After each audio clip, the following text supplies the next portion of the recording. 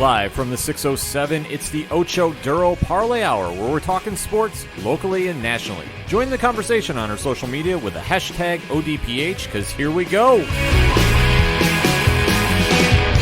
Instead of looking deep inside, every word I have to say, keep it simple. Welcome back for another edition of the ODPH podcast, better known as the Ocho Duro Parlay Hour. I am your host, Ken M. Joining me in studio, as always, as a co-host, it's Padawan J. Hello, hello, hello. And joining us as well, it is your coach. It is my coach. It is the coach, Coach Duffy. Swan song today, guys. Today's a sad day, but it's also a glorious day. It is, because we have a special guest joining us, first time officially on the ODPH, because This is what perked me up, by the way, after the Swan song. Yes, because, running the bases, we're going to talk about the little down moment today. We're going to give Coach his time to say his swan song to Eli. But we're not going to be down this entire show, folks. No, because we have a special guest finally joining us, long overdue. You know him from the Three Fat Nerds podcast. You know him from Horror Zone 607 podcast. He is the CEO of 8122 Productions, home of my favorite Patreon show, Love is Scary, which I wish I could talk about, but I can't. Give it up for 3FN's Rich. What's up, nerds? It's a great time. I'm actually excited to be on the official show. I have done a special show now. Yeah, I did the special, and then now I'm on the actual show. This is actually fun. Now I just have to make it to the entertainment show so I can do trifecta. Yeah, we're gonna have to make that happen. I mean, eventually. we just kicked off the year because last time Rich was on was the big interview with Gus from Walking Distance, which was a lot of fun. And it was the longest podcast in the ODPH history until you guys recently beat that. So Yes, I think I have to. We knocked that out of the park. I think we have to take that title back. I'm kind of long-winded, so it works out. Yeah, we gotta get Gus back on, and then maybe Jimmy will actually make it down. Yes, maybe. Oh. That'll be interesting in its own. Yeah, there'll be like a whole Wrestlemania week. We're just gonna do one every day. Yeah, pretty much. Just to build up with different podcasters. a 6-hour show. Oh, it's Oh, not 6-hour marathon. I might have to take a nap. Oh, it's not out of the realm of thought. But with this episode, though, we're going to be covering the world of sports, as you know, and join in that conversation with us, shall you? This is the Ocho Duro Parlay Hour. You can find us on OchoDuroParlayHour.com and join in the conversation on all our social media with the hashtag ODPH. Lots to talk about this week, so let's kick off with the big news. Super Bowl is set in 2 weeks' time. We know who's going to the dance. We have to break down the games of the AFC and NFC conference. Let's start it off in the AFC, Pad. What you got? Well, of course, it was the Kansas City Chiefs taking on the Cinderella story of the Tennessee Titans. Kansas City ended up winning by the final score of 35-24. Patrick Mahomes, 23 of 35 for 294 yards, 3 touchdowns, no interceptions. Ryan Tannehill actually threw this game. He threw more than 24 passes. Kind of had to. 21 of 31 for 209 yards passing, 2 touchdowns, 0 interceptions. Telling stat, though, Derrick Henry, 19 carries for only 69 yards. When you stop Henry, it was going to be a long day for Tennessee. Coach, your thoughts? I mean, obviously, you saw that what happens when you stop Derrick Henry, that they are a team that it can be beat. Tennessee had looked so dominant the last 2 playoff games, but Derrick Henry had gotten the ball and they just chewed up clock. And this is the one game where Kansas City ultimately was able to put it on them offensively. And I mean, they were still down 10 and able to fight their way back. Tennessee, it's so tough because they were playing so well, and Vrabel was so much fun on the sidelines and everything. And I loved watching Derrick Henry run the ball. I loved the violence and the anger that he ran with. But this game, unfortunately, I mean, it wasn't so much his running as it was those runs that he got were opened up by his offensive line. The game against New England and Baltimore, he was gaining 4 yards by himself. But this game, if the offensive line wasn't creating holes for him, Kansas City was stopping him. And credit to Kansas City because they backed up exactly what they said they were going to do with stopping Derrick Henry. And again, credit goes to Steve Spagnuolo. I can't speak highly enough of him. What a great defensive coordinator. I mean, literally eliminated the one thing that they were strong at, which was the run, and they forced Tannehill to throw it. And what he has done with Tyrann Mathieu, Honey Badger, resurgence, because when he left Houston, everybody thought that his career was over. Yeah. And he is using him in the position that I actually wish the Giants were gonna use Landon Collins before they let him go, which is just this. And it's the same thing as the kid from Clemson. A strong safety that's big enough to play in the box, so he can play linebacker, he can play inside, he can play outside, and they were using him in the same way, and that ultimately was the X factor, in that matchup of Kansas City's defense versus Tennessee's offense. Yeah. No, I mean it's like you said though. Credit to Steve Spagnuolo for the defense he planned up Can't because talk highly enough of him. it's like Derrick Henry the previous 2 games was running like it was Madden on easy mode and just running all over the place. So take Derrick Henry out of the game and you got to just deal with Ryan Tannehill, which he's a serviceable quarterback if you're trying to bridge the gap between somebody you lost and your future quarterback, whoever you draft it. But is he ultimately going to get you to the big dance and win you the big game? No. He could win the game being on Baltimore's offense. Yeah. Back in the heyday of that 0-1 Super Bowl with Ray Lewis helming the defense. Ryan Tannehill could win that Super Bowl. But today, against Kansas City and that high-powered offense, he just wasn't enough to get them over. Like if they had, maybe even just a step above Tannehill, which played well in the playoffs. Like that, I don't want to rob him because then we're going to talk about the San Francisco game where it was Jimmy Garoppolo who was 6 of 8. And threw for 78 yards. So it's like, I don't want to discredit Tannehill because he's played well, especially since taking over from Mariota when they were out of the playoffs and Tannehill brought them in, by his play. So it's just, they needed one more offensive weapon and maybe even a wide receiver to help, but because they just didn't have anything offensively. Yeah. Rich, what's your takes from this game? The takeaway on this one, let's be honest. We all just said it is a Cinderella story. Midnight hit, went back to rags from the dress. Tennessee was a one-sided offense, and it showed. Once you shut down that with the running machine, it was over. And Kansas City did a great job on defense, making sure the running was shut down. And on the other end of it, because we're not jumping ahead, obviously the run was important to win at least one game this week, and it would have been important for Tennessee to win as well. No, it's the thing though is Tennessee I think rode the success of Derrick Henry all the way to the bank. As the saying goes, ride it till the wheels fall off. And you look at Derrick Henry's season stats: 303 attempts, first in the NFL; 1,540 yards, first in the NFL; 16 touchdowns, tied for first in the NFL; averaged 5.1 yards per carry, good for 6th in the NFL. So out of the 4 big categories you look at with your running backs for fantasy, he was in the top. He was first in 3 of them, in 6 in the 4th one. To stop Tennessee was going to be a tough task for Kansas City, but give credit to where credit is due. Steve Spagnuolo, as coach has discussed on many episodes, and Can't speak highly enough. I'm drinking the Kool-Aid. He came up with the perfect defensive scheme to take Henry out of the equation. Once you did that, you had to make Ryan Tannehill beat you. Now, granted, Tannehill has had a resurgence. We're talking about resurging players since he's left Miami and is behind a line that can keep him upright and let him pass. Listen, let's talk about the guy in Spagnuolo who has stopped the New England offense not once, but twice, was the limiting factor for what changed in Kansas City going into this year from last year, was what helped New Orleans defense for a couple years when he was there as well. It's just some guys don't make good head coaches, but they make a hell of a coordinator, and that is Steve Spagnuolo to a T. The man is brilliant with his X's and O's, and I can't stress it enough. And what Joe Judge said in that press conference has stuck with me, and this is what Spagnuolo has done with his defenses. You don't put square pegs in round holes. Yeah. And he puts players in positions to be successful, and he keeps it simple. That's the biggest thing that he does as an offensive coordinator, because a lot of guys out-scheme themselves, and that's what ultimately kills them. As they try to be, we're going to run this hybrid 4-3, 3-4. Betcher comes to mind with the Giants this year. You just out-scheme yourself. Sometimes just keeping it simple, running a 4-man front, putting guys behind them, and putting them in a position to be successful is ultimately what wins games, and that's what Spagnuolo does. Spagnuolo has definitely been a welcome addition for Kansas City because their defense has always been in the shadow of that high-powered offense. Andy Reid has built a juggernaut on the offensive side of the ball.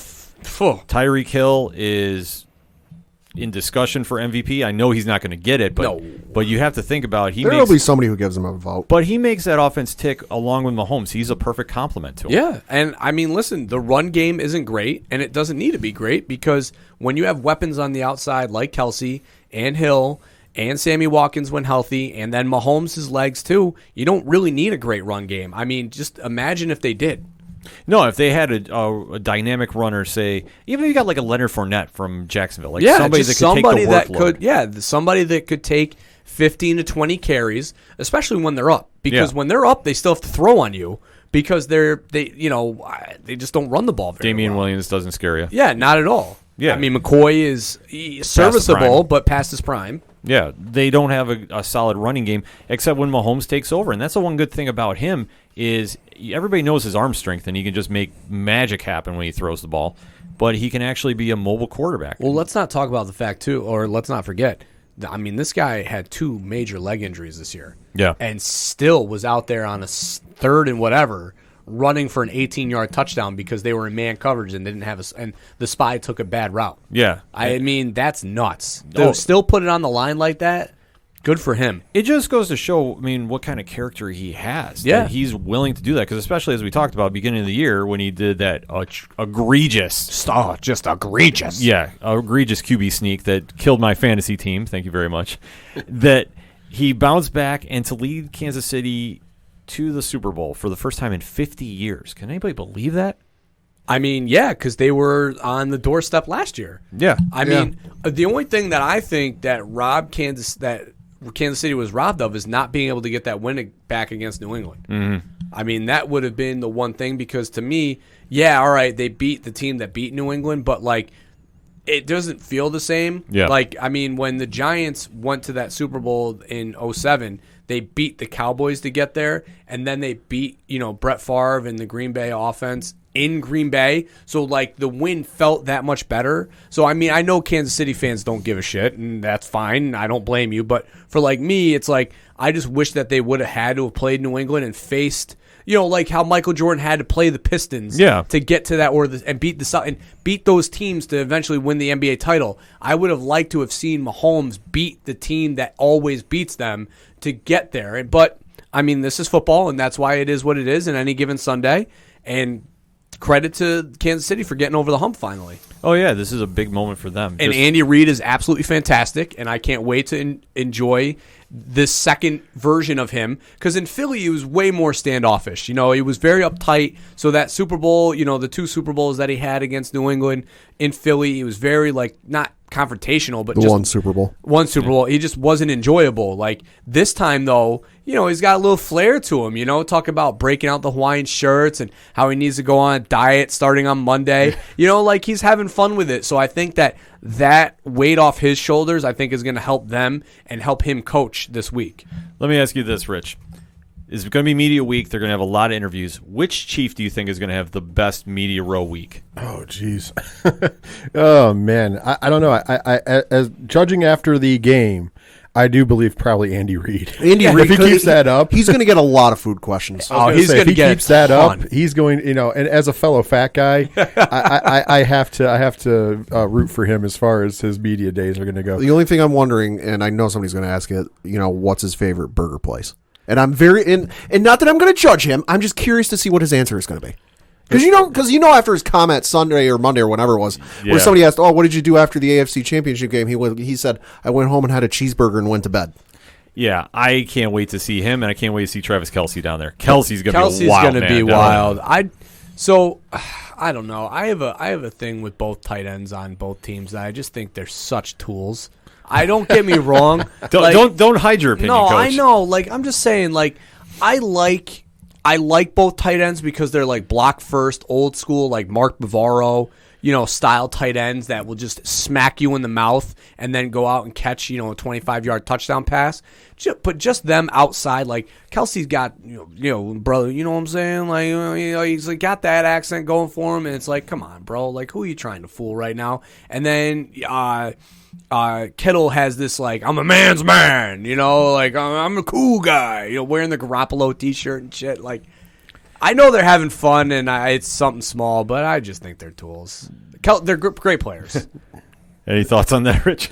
I agree. There's nothing to disagree about. But for the most part, let's be honest, most tight ends are kind of tools. Yeah, I mean, listen, Gronk was the epitome of what has probably led them to feeling like they can be these kind of personalities. Gronk was a child in an adult's body. That is very true. I got to point out, I think that's been going on way longer than that for tight ends, though. Because I mean, if you go back, like it's just the thing with tight ends to be like the goofy guy. Yeah, it's like, I think it's the body build. It's a unique body build to be a tight end because you're like the size, almost the size of a lineman, but at the same time you are supposed to be quick like a receiver. So it's a weird body build. Fair. So I feel like they have to be just a weird personality. Yeah, it's weird to fill it. You have to. As a big guy, you have to rely on humor to get you through. You got to be personality. You got to be able to knock guys on their ass, and then at the same time go up in the air and get knocked on your ass. Yeah. So Kansas City is going to have a big week coming up going into the game day. I can't wait for their media row because I think they're going to steal the show there. And for Tennessee, they have to look at the season as a lot of pluses because going in and how they rally to get into the playoffs and really push the tempo to make a statement that they're a team to contend with. I mean, Mike Vrabel did a hell of a job coaching. Yeah. It's just going to be a very interesting offseason at what they do at quarterback. Yeah, I think Mariota's all but gone. I mean, you should be proud of your season if you're Tennessee. You technically won 2 games you should have lost. So you impossible, and then at the same time you finally lost to a team you should have. So I mean, like they should have been knocked out in round 1 if you're going team to team, and somehow they rode it all the way to the AFC Championship game. So to me, that's a win. I mean, it does suck that you're going home. Nobody wants to go home, but at the same point in juncture, it's a lot farther than anybody thought they were going to go. Yeah, absolutely. So going into Super Bowl week, Kansas City is going to have a big time ahead of them. Tennessee is going to have a lot to look on the outside looking in. And, they do compare a lot to our NFC championship winner. I think Tennessee and San Francisco has a lot of comparisons. Yeah. Pat, why don't you break that down for the NFC? Yeah, so of course the NFC Championship game was between the San Francisco 49ers and the Green Bay Packers, and San Francisco won the game by the final score of 37-20. Jimmy Garoppolo, 6 of 8 for 77 yards, no touchdowns and no interceptions. And then Aaron Rodgers, 31 of 39 for 326 yards, 2 touchdowns, 2 interceptions. Big stat though, Raheem, Mostert? Morstead. 29 carries, 220 yards, averaged 7.6 yards per carry, 4 touchdowns. Coach, did they do a body swap with Tennessee? Man, did I peg this one wrong? Yeah. I think we all did. Oh, man, Green Bay, they're everything that they do well, 49ers do well. Like, oh, my God, because they just didn't show up. I mean, there was no adjustment. What's his face? The LaFleur, the head coach at Green Bay. I mean, to his credit, I don't think it's really fair that, the broadcast was like, oh, he looks shell-shocked. Like, if you had your team down 24-0 at halftime, like, wouldn't you be shell-shocked too? Like, I mean, how do you answer that? Especially when it's the fact that, you probably prepared for them throwing the ball a little bit more, and then all of a sudden they come out and they're just running the ball down your throat, and you have no answers for it, So it's like, that's tough. And then offensively, I mean, they just look trash. They look terrible. San Francisco did everything they needed to do to eliminate Adams from the game plan and made Aaron Rodgers look human.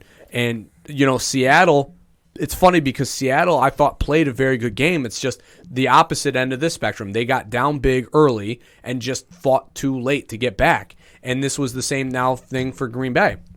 They got down too early, too big, and they fought too late to get back. And, I mean, I don't know if it's just me, but Rodgers just looked lost. Like he was off. He looked disinterested. He didn't look engaged. I mean, I'm starting to turn on Rodgers from what my feelings were for him before, where it was like, originally it was the guy that was held back by Favre to the fighter who took over the team that nobody thought he was ever going to take over, and now I'm like, it just seems prima donna-ish. I mean, he was on the sidelines blaming other guys. You saw him in the huddle screaming and all this stuff, and it didn't feel like a guy who, A, wanted to be there, and B, was confident in his team and the performance that they could do, that they could even come back. And I don't know. And then you look at the other side with the 49ers, and you see Kyle Shanahan and the calm, cool collectiveness that he had and the trust that he had in Jimmy G to not even have to do anything other than hand the ball off. I mean, the credit to him to say, all right, we're going to run the ball and we're going to stick to the run no matter what the results were, is a credit to his head coaching, because he's a young guy, and for them, you think that they would want to throw the ball, and they didn't need to. And good for him for trusting the run. I give Kyle Shanahan the credit, though, but he was telling Jimmy G, don't turn the ball over. I've had a lead before. I know what happens. Well, sure. But at the same token, though, I feel like if you were to go back in time and tell Matt LaFleur that, like, if you go and tell any NFL coach that, like, hey, come up with a defense that'll stop a running back from getting 220 yards, a lot of defensive coordinators and head coaches will go, what are you, out of your mind? Like, it's very hard for teams to beat somebody who's running the ball down your throat that much. So, yeah, credit to Kyle Shanahan and the folks with that, because that brilliant play scheme, if that was the plan. Who's to say? That might not have been the play scheme, but then when they saw a couple of runs that they busted off, the longest that Raheem had there was 36 yards. If they busted off that 36-yard run and then maybe had something for 20-something, they go, hey, wait a minute, why don't we adjust this a little bit? This seems to be working a little bit better. Yeah, well, but they should have, and they didn't. That's the problem. LaFleur should have. There is answers for stopping the run, and it's putting 9 in the box and making Jimmy G pass, and they just didn't make that adjustment because they didn't throw the ball. That's what Kansas City did in the other game. That's the thing, though, is the contrast between these two games, because San Francisco, is going to run the ball. Mm-hmm. Tennessee is going to run the ball. Kansas City did a better job of handling Tennessee's run than what Green Bay did to handle the 49ers' run. But the difference definitely is, though, that San Francisco's in a position that they can beat you easier with the pass than Tennessee was going to. Right. They definitely can pass, and they're a passing team as well as running the ball well. Here's the thing. I think that was the mistake that Green Bay made early on, is that they thought that it was a ploy. And I think they thought that, okay, they're just trying to get us to come in so they can go over the top. And meanwhile, San Francisco probably game planned to do some running, and probably that was the original plan. And then they went, oh, wait a minute, this is working so well that let's just keep running. Well, sure. And then when they didn't switch over, though, Green Bay should have switched over and said, hey, they're not passing at all. They're not throwing. What is it? Garoppolo didn't even throw one pass until, the third quarter? No, it was straight. That was a completion? It was from the about 2-minute mark of the second quarter until 14-15 of the fourth. Right. It was a ridiculous amount of time to not even throw a pass, attempt a pass. Not to mention the San Francisco defense looked monster. Oh, that defense looked monster. The two things, like I said, the two takeaways that I had was that San Francisco's defense was super impressive. Yep. Obviously, you can't say enough. You can say all the stuff about the run game. The run game was amazing. Right. But defense locked down Green Bay like you could not believe. I mean, we've had turnovers and everything else. But that goes to my second point. The second point is, I think Aaron Rodgers, when he's going in that huddle and he's blaming other teammates, you really have to look at yourself. He missed a lot of passes that Aaron Rodgers doesn't miss. He came up short on a lot of passes. He overshot a lot of passes, and it wasn't the route. It was him. Mm-hmm. So, I mean, he was not performing at his top tier. So for him to blame somebody else is just ridiculous. Well, and that's the thing, you got to point out, is the Packers didn't score a touchdown until the third quarter. Oh, yeah. And for us, it doesn't seem like a long time, but you got to figure, for an NFL player, that is an eternity. Well, especially when you're staring at 24-0. What was the stat that they gave? They were outscored 47-7 in the last 3 quarters they played coming into that touchdown in the third quarter, because they got shut out in the second half, and they got shut out in the second part of the game against Seattle. Yeah. So their fourth, they were already on like this epic 47-7 run. It was just down, and if you go back to that game, even Rodgers was off in that game as well. So I think there's something with him that he needs to really kind of go inside of his own head and go, hey, why am I misplacing the ball? Well, I think there's a couple things to focus on with this, too. I do agree with you. Something was off with Rodgers. I'm wondering, is it because he had to go back to San Francisco and the draft drama that was going on? You have to think that maybe he is an emotional player. Right. So maybe it was creeping in his head that he wanted to try so badly to he be brought Frisco. it up. Oh, I know he did. Yeah. And, of course, the different medias were replaying his draft day speech where he's saying, I'm really going to make the Niners regret missing on me. Oh, yeah, they were He did an awesome job of that in that game. Yeah, that's what I'm saying. He went out of his way to try overcompensating, and it failed because being down 27-0 at halftime to a running back, like I said, Raheem Morster, which I apologize earlier, I think I said Morset, but Morster running 4 touchdowns or 3 touchdowns already in the first half. Like, who are you? Like, I know we joke about who is Atlanta, What is Atlanta? but for this team, and we've talked about this numerous times, they don't really have superstars per se. Kittle is an emerging one, but Kittle has solidified himself as one of the best tight ends in the league. Right. Deebo Samuel should be in consideration for Rookie of the Year.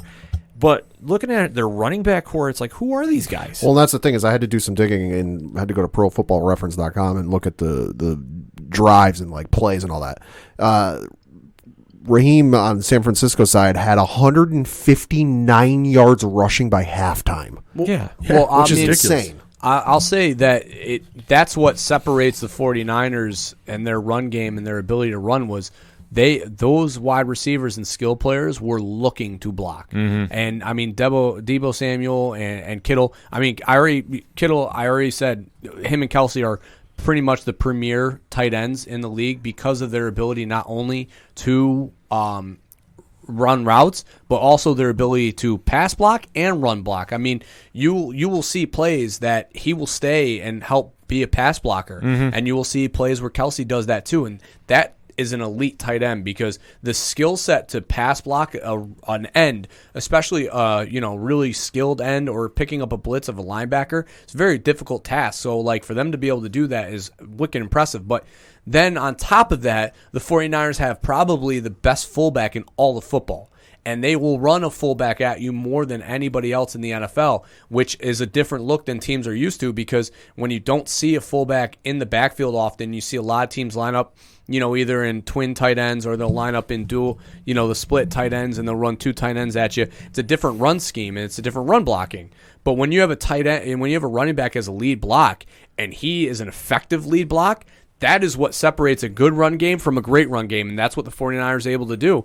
And I just think that Green Bay's defense just played it soft, and that's what killed them. But I think Spagnuolo will have the ability to limit that run and that game plan because he'll put and use Honey Badger, Tyrann Mathieu, in a way that he can nullify the fullback blocking by picking him up early and getting somebody to create that stopgap with the run. I'm excited for this matchup in the Super Bowl, though. I think it is. It's definitely the best one that we were going to get this year. Kansas City's offense is great. San Francisco's offense can be great. They've shown it that they can be great, putting 30 points on a good Seattle team. So I'm looking forward to it. I think the 49ers are a great team, and I think they're the right team to represent the NFC because I think if Green Bay would have been in this game against Kansas City, they would have been ran out of the building. I think Green Bay's defense has been suspect all season. Oh, yeah, they have been for a few years. I think definitely we overrated their value. I mean, I know that they played well on the road. Like, that's not wrong. But I think their defense wasn't as good as what we thought they were. I mean, you break it down into the second quarter in the middle of the running thing. You have a turnover with an interception that turns into a touchdown because from 20 yards out, you have Raheem gets the ball on a dive, no fullback, dive. Right. Yeah. And he breaks for a 20-yard touchdown, and nobody touched him. Not a single person on that defense on a dive. That was a third down play, too. It was a third down play. And here's the worst part about that. You should never have a guy running a dive who gets touched by 0 people. At least a hand. And I thought one person got a hand on him in the replay. There was nobody that got even a hand on him. You have a lot of room to play with, and nobody touches the running back on a dive on third down after a big turnover, and they score an easy touchdown with, I do believe, like 3 minutes left in the second quarter. That was the last time they scored. And that's why you lost that game at the end of the day, because the defense didn't show up, and your offense was just bogged down. Whether part of that was Rodgers, and I don't want to overstate how well did San Francisco's defense did. San Francisco's defense looked like they were locking down. Like, that's going to be a defense that's going to be hard to beat if you're the Chiefs, if they play the same way they played against the Packers. Sorry, I just think it's tough because like LaFleur was getting so much credit all year, but it was like, was it really LaFleur or was it just Aaron Rodgers coaching on the field? It was Aaron Rodgers. Yeah, I mean, this game shows that. I mean, it almost felt like Aaron. Let's put a comparison to it. It almost felt like that Kobe Bryant game where Kobe Bryant was like, all right, media, you're going to say that I do everything. I'll let my teammates do it, and then you'll see the end result. And that's what it felt like. It felt like everybody was like, oh, LaFleur. And Aaron Rodgers was like, all right, you want to give him all the credit? Let's let him X's and O's. Yeah, but that's a bad time to do it, especially when you want revenge on the I mean, Niners. I know people work in mysterious ways. I mean, listen, Kobe Bryant did it in some of the weirdest goddamn times in the world. Yeah. And just to prove a point. And he did it. But I just think this goes back to Rodgers and his ego, and I think that he knew going into that week that he was going to have problems going. I mean, obviously, earlier in the season, different ball game, different story. This game, though, they got punched in the mouth by a team that was hungrier. Yep. And a team that wanted to establish themselves as a true legitimate threat to win a Super Bowl title. The Packers got in there. I'm not saying Rodgers was overconfident because I don't think he was. No. I truly think, though, he was overpressing and he was trying to do it all by himself. That there was a discord between him and LaFleur. Somewhere in that game, something was not clicking. And I don't know who's to blame, and I'm not going to finger point. End result is when you're down 27-0 at halftime and you're letting Morissette look like Barry Sanders. I mean, a guy that was cut by the Bears. Cut by 6 teams. Yeah.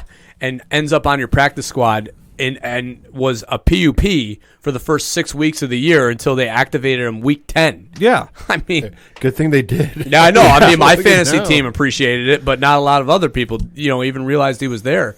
And got credit to him. Again, the offensive line is a beast, and their skill players blocking is what separates the run game. Oh, absolutely. John Lynch, and we praise him all the time, and he deserves it. Can't give him enough credit. Look at I what he's gave built. so much trash to him. And the game plan that he had and the team that he has built is obviously, again, it's a vision of himself on the field. Yeah, and it's going to be a fun one to watch on the Super Bowl Sunday. Over, under, Kettle has the best media row week for this team. No. Or who do you think Oh, does? for their team? Yeah. For San Francisco. San Francisco, Oh, yeah, probably Kevin. Yeah, probably. I think he'll have the most fun, but honestly, I think it's going to be between Richard Sherman, Oh, yeah, I forgot about Richard Sherman. Bosa, and Garoppolo. I'll say Sherman's definitely got some room to talk some smack, especially after everything that happened last year.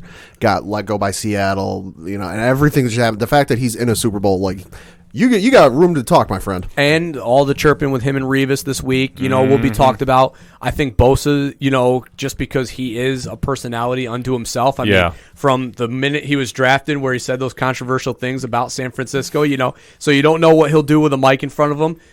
Kittle, but I also think Garoppolo is going to have some fun. The pretty boy QB, it's going to be a lot of talk of him with New England. There's going to be a lot of questions in regard to that he's going to get asked. So I think that will be for some interesting clippings, but I would put it between those three: Kittle, Sherman, Garoppolo. He'll get asked questions about New England, but you got to remember 3/4 or 65% of the people that are at media day aren't asking, "What do you think about Bill Belichick? What do you think is going to happen to Tom Brady?" They're asking what they're going to ask. What do you think is going on with the royal family over in England? It's the most asinine random questions. I will say this though: the thing that you will probably, if there's any smart reporter there to ask questions, You almost smart market. Yeah. The only exactly. The only thing that they would ask that I think would be related to New England is, hey, you sat behind somebody in New England and you know what it's like to prepare for this game. So Right, that, but I think he has that capability. But I think he'll have fun with it because he already knows what it's like, not to necessarily play on the field, but he knows what it's like to be on a winning team. Right, exactly. So once you're on a winning team, you have that in your system, and it's kind of like, okay, you know what to do. You've been there. You don't have to act like it. You're welcome, San Francisco. Yeah, Well, for real, I mean, I mean, there's nothing wrong with that. I mean, the kid had to play, But if we're being honest, we're going into that game. It's gonna be a fun one. That's gonna be a fun Super Bowl. yeah, I mean, they always talk about that week and preparing it, and coaches always never know how to handle it. But it's like it's very interesting because obviously Kyle Shanahan has Super Bowl experience now and seen maybe how not to run a team during the week. Andy Reid has been to a Super Bowl, lost, seen what it was like to operate that week, so he knows it. So both coaches are going in with experience already, which I think is fun because last year with McAvey and Belichick, you could see that Belichick already had a control in the situation, so he already knew what was going into it. And McAvey, unfortunately, not necessarily might have been overwhelming to him, but he wasn't prepared mentally for what that week was going to be. So I think on the flip side of this, both coaches having experience preparing for a Super Bowl will help keep the focus on the field. It's going to be a fun one to watch. Super Bowl is going to be February 2nd, 6:30 p.m. So let me ask this: one-word answers, because we're going to deep dive into it next week. Does anybody want to say their early predictions? No. Well, I won't say an early prediction because I think it's just going to be a great game. But I will say, because I won't be here next week, I will say that I am definitively rooting for the 49ers because, I can't root for Kansas City. As an Oakland Raiders fan, you just I can't say do it. go red. And also, Red's good. Bet on, Bet on red. Usually you say bet on black, but in this case, bet on red for sure. But no, seriously, I cannot go for the Kansas City Chiefs. So I'm going to go to the partners on the other side of the bay, even though it's usually the women's side of the bay, and let them go. Well, actually, we can't say that next season. No, hey, whoa. Listen, so I actually loved Steve Young growing up, so I'm going to put my breadbasket with the Niners as well. But, I mean, I could see Kansas City. Oh, in yeah. this game. I can see either team winning. I think it's going to be a great game. I mean, hopefully it's not one of those ones where somebody over. falls away. Oh, yeah. That's take the over. Take the points for sure. But at the same point in juncture, I'm going to be rooting for the Niners for those reasons, but I can see either team winning this. This is going to be a game to watch. It could turn into a shootout. However, it could also be a defensive game. If both of the teams, you know what? And I love Steve Spagnuolo. I don't know. I'm torn. Well, like I said, we got all next week to talk, All right. to talk about it. Just Media Row is going to be on. I can't wait to see Kelsey get down there. I'm sorry, the Ohio accent swagger, bring it on. I can't wait to see him on. I'm a big Kelsey fan. So what can I say? Listen. I don't blame you. I love the style of football he plays. But when you talk to his brother.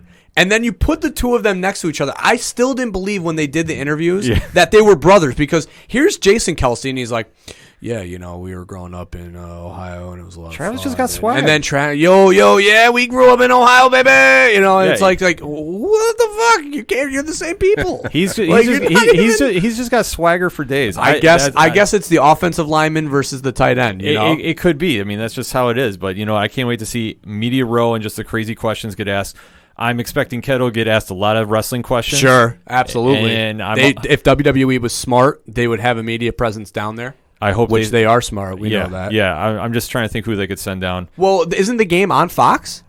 Yeah. Oh, come on. Yeah. If I'm not mistaken, what is it? WWE Backstage is going to be there. Oh, there you go. Said. All right, so they're already ahead of the game. Just send CM Punk over. It'll be all right. Oh, Punk on Media Row. Yes, please. Oh, let's make that happen. I think because he's a Fox employee, it works out even better. Correct, because he's not associated with WWE. He's a Fox employee. Fox so that works employee. out. So much to watch this week on Media Row, but definitely hit us up on our hashtag ODPH. What was your thoughts about the conference games? Did the right teams get there, and who's your early pick?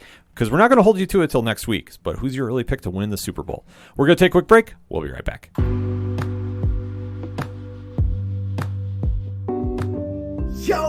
Yo, what up? It's your boy Kobe Mack, host of the Kobe Told Me podcast.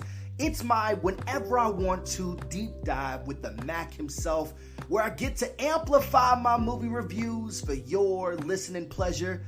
This is my 30 minutes or less solo pod, keeping it real with reviews, sometimes movie news, and an always dope box office breakdown. I'm the best subjectively objective film critic in the game, and when they ask you where you heard it from, you tell them Kobe told me. Peace.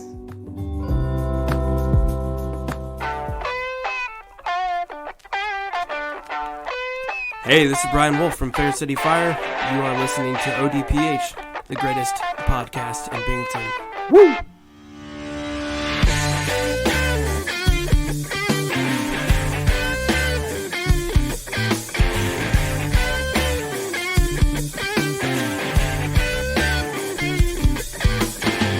Hot lips touching, cool thighs breathing, shawty running up, her spine's been a long day to a long night, but I'm not stopping till I get it right. Coming back for segment number 2 on this edition of the ODPH podcast with Rich from 3 Fat Nerds joining our show.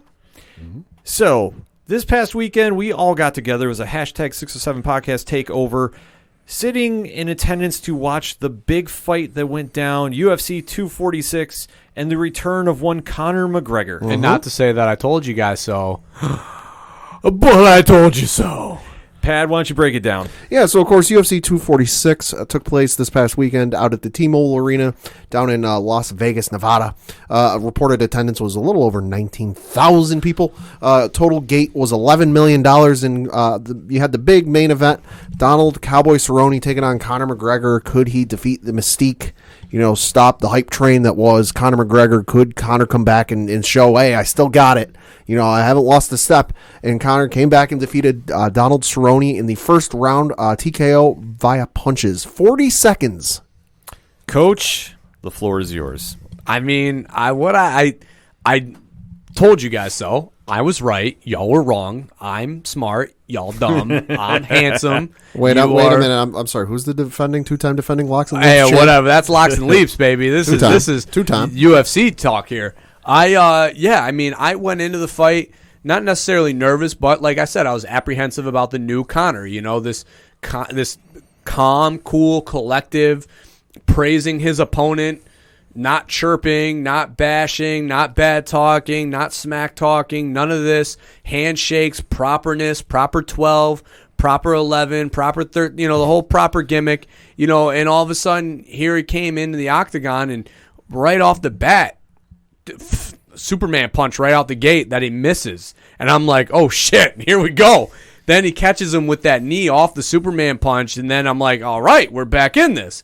And then the shoulder heard around the world that, everybody is crediting Conor for, mastering this move, even though John has done it for years. Yep. Nate Diaz has done it for years. But those guys did it in a different way. Right, those right. guys were mostly doing it when they were clinched and hooked. This was total, offensive, driving your shoulder into someone's face. Yeah, it's not illegal. It was actually really good. It was a good game plan. It threw off Cowboy quite a bit. Yeah, I mean, the second one, if you can watch the replay or find it, you'll literally see it. He hits him with the first one. Cerrone stays in there. Then he hits him with the second one, and you see Cerrone, look at him like, what are you doing, motherfucker? What is this? He thought the first one was a mistake. yeah. The second one, he was like, go shit. check this motherfucker out. And then, from there, it was just the head kick and then pure and utter domination on the floor. And, I mean, I'm not going to sit here and I'm going to follow Conor's role, leadership here with the calm, cool, and collectiveness. So I'm not going to say, give me Masvidal, give me Khabib, give me a championship fight. No. Let's weigh our options. Conor's camp. Let's see what's out there. Conor has said that he wants to fight 3 more times. So let's see what's there in March and take the next fight. I think Coach was very telling when he didn't say, "Come on, Usman." I want. Listen, as a Conor fan, I want nothing to do with Masvidal. As we were talking that night of the fight, the man legitimately scares the shit out of me. I'm not kidding. I was watching him in the pre-fight interview on ESPN, sitting there uncomfortable listening to him talk because he scares me all the way from Las Vegas. I am legitimately fearful of this man. And then Usman, again, I can't say enough about how angry he fights. That would be a scary as shit fight. Conor's ribs wouldn't be able to take the punishment. Well, I mean, yeah, you can't say to a certain degree there is Conor's turned over a new leaf. But I think in regards to his respect for Cerrone, I don't think that was part of any new leaf he's turned over. I think that was genuine because Cerrone, like we've said before, is a cat unlike anyone else in mixed martial arts, and that not just UFC, Bellator, any other organization you want to look at, where he's one of few people that drop of a dime, fighter backs out for whatever reason. If he's in that weight class, he's ready to go. So I think to a certain degree, Conor's got respect for that because he's a gamer, he's a fighter. No mess, no fuss. When's the fight? Where is it? All right, I'm there. Is he back? Yeah, maybe. I mean, he certainly didn't look like he lost a step, but and it's like I've said in past episodes, and I've told people. You want to be considered one of the greatest fighters of all time, show up sometime before the Winter Olympics in 2022. Don't go on this hiatus where you got to work on your whiskey brand or whatever else you're working on outside the octagon. Don't go chasing, Manny Pacquiao. Don't go chasing Floyd Mayweather again or anybody else. Stay in the UFC, go on a run, win a couple belts, win multiple belts. But enough of this outside venture stuff. Work on the outside venture stuff in between camps, but not so the fact that it takes you multiple years off in between fights.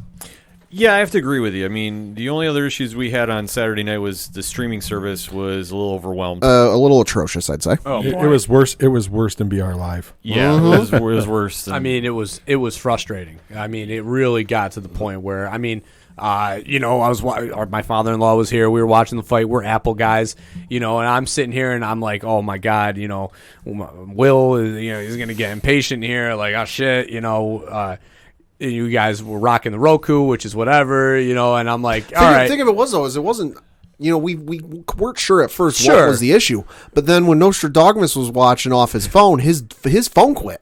The stream on his phone quit. So, to the folks at ESPN, all right, I realized that this was kind of the first true test of how good your servers are for ESPN Plus because, they've done, I don't know how many pay-per-views with ESPN Plus since the deal took over. quite a few now. Quite a few, but this is the first real test that they've had where it's a name that casuals will, all come to watch. And it showed you need a little bit of work. Yeah, absolutely. That I think this was a true test of a superstar coming back and what's going to happen. Mm-hmm. So obviously with McGregor and what's happened outside the cage, to see him come back and look as poised and composed as he did, I was very happy to see. Because now it seems... Oh, were you a Cerrone fan?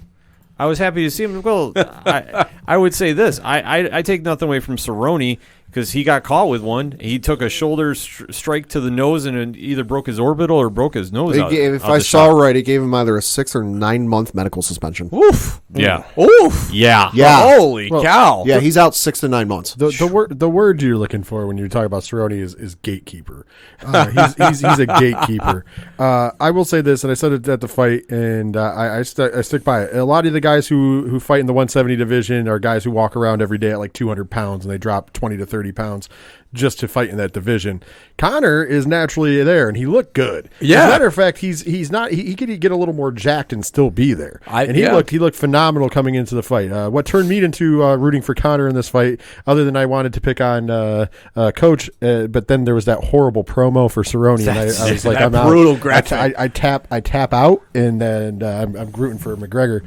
But he looked phenomenal, and I really think that if he would like to stay there, I don't know if it would be such a disadvantage for him. I mean, if you're going to be naturally at that, and you can come and you can bring what we saw in that fight against any of those other guys, I don't know if they're that scary compared to that. Well, I mean, I'd like to see him fight another 170 guy. I don't want to see him fight the 2 top guys right away, but I'd like to see him fight another 170 guy. If he can do that again, I'm telling you, he could be a very realistic threat to Masvidal or to Usman, especially Usman for the belt. I mean, it is realistic. Let's be honest. He looked amazing, not just fighting, but look how shredded and ripped he was. He looked huge. So I took in a lot of content after the fight was over because I was still on the high of the fight. So Shale Sonnen on his Facebook page or YouTube page did a lot of commenting about this fight in different various videos. I pretty much took them all in, and the biggest one that I took away from was the fact that Conor, for being a year and a half off, looked the most poised that he had in an octagon fight in his career, and the fact that he might debunk the idea of needing to cut weight to fight at your best, which would be amazing because for years, and I mean, I have, and you have a son wrestling, and I have a 4-year-old who is looking to wrestle, and my fear is when he gets of the age that if he doesn't put on weight and build, that they'll want him to fight at or wrestle at that lower weight class where he does need to make cuts, and as a father that scares the shit out of me. Well, the schools have got a little better. They have, which is great, but still though, like I still have that fear of if he can fight at a lower weight class, that if it's within reason that they'll ask him to do it. And I don't want him to do that because I want him to play other sports. But when you talk about the fact that guys in the UFC fight, walk around at 200, Brock Lesnar was a great example of a guy who would literally weigh 300 and would need to cut down to get to 265. But then on fight day is probably at 285 going into a fight. And John Jones is another example of a guy who walks around 225 who cuts down to 205. So these guys are they're doing it safe in the right way, but they're cutting weight and they're fighting at a peak. By the time the fight week comes on, that Conor was able to build up, which is totally different because the last time we talked about fighting with weight on and how difficult that would be, but that's because he wasn't doing it right in that first Diaz fight because he was bloated and looked heavy. Yeah, he looked puffy. He looked, like you were saying, jacked out of his freaking mind. Like, he looked like a dude that you would see down the street and you'd be like, that's not a fighter. That's got to be a bodybuilder of some sort. But to that point, I know it's failed in the past, but to the point is you have, as if you're cutting weight, no matter if you're doing it right, wrong, or indifferent, you're still sacrificing something of yourself. Exactly. Especially if your natural weight is a little higher. And yeah, you're going to put on, but even putting that poundage on isn't going to help you necessarily in the long run, because basically it can make you feel lethargic. There could be a lot of things, but that's just how fighters and wrestlers and everybody have done it forever. If Conor can prove that, hey, I walk around normally somewhere between 160 and 170, and all I really have to do is just eat a little more to hit 170 or get a little more jacked and just stay there. Right. You could be talking about a guy who's losing less than 5 pounds to stay in that weight, and if he's fighting at that level, it could be scary, because it's not like he's not a fighter. It's not like he's not a good fighter. There's nobody has ever said he's not a good fighter. No, he is a very good fighter. He obviously, look at the accolades in his career, and he's not scared to go against something and go against the norm. Obviously, he went in there and boxed with Floyd Mayweather, arguably pound for pound the greatest boxer ever lived. Facts. No matter how you look at the guy, he's the only undefeated boxer in the modern era of boxing who actually goes out there and still does it. And so it's kind of like, hey, you got to counter those credits. So I'm thinking that if he really wants to stay in 170, I think that's where the money is. That's a division full of killers. And if you want to leave your mark in the UFC, if you want to leave your mark in MMA, and I know Conor already has, but that third division weight class belt in a division full of killers, can you imagine if he can put himself in contention, take the belt off of Usman? He can arguably say, hey, I'm the greatest MMA fighter of all time. He really arguably could. I mean, at that point, personally, I would like to see that Khabib's second fight, just because I want to see him get his win back. I don't think he can necessarily do it, but I would like to see him in the octagon. Yeah, well, I mean, as a Conor fan, yes, I think he is. I'm trying to be, the down the middle, podcaster here, but I mean, as a Conor diehard, he can win any fight in the world. Put him in there with John. But I'm just saying, I don't know about that. That was a little too far. But all right. Well, I'm a Conor Honer. Conor versus Cain Velasquez. Do it. Book it now. No, but I mean, I really think that I want to see the Khabib fight, because I want to see Conor in a good frame of mind, in a good state of mind, go into that fight against somebody that he does have animosity with. But at the same time, I think the 170 division is there. And I think he needs one more fight at 170. And then I would like to see, because I would like to see Usman and Masvidal go. Mm-hmm. So if they can line, so the problem is time. That's what we're working against right now, is time. So if Conor fights again in March, and Masvidal and Usman, right now is probably projected sometime in the summer. I would say May. Yeah, well, we could get a December 170. Yeah, I think we could get a December. But the problem is Conor wants to fight 4 times or 3 times this year. Well, so if you give him March, that's a really long way off from March to December for him, especially if Usman and Masvidal go in July or May. The other thing you got to factor in, and this is an unknown factor, is some of these guys are fighting before this proposed Conor fight.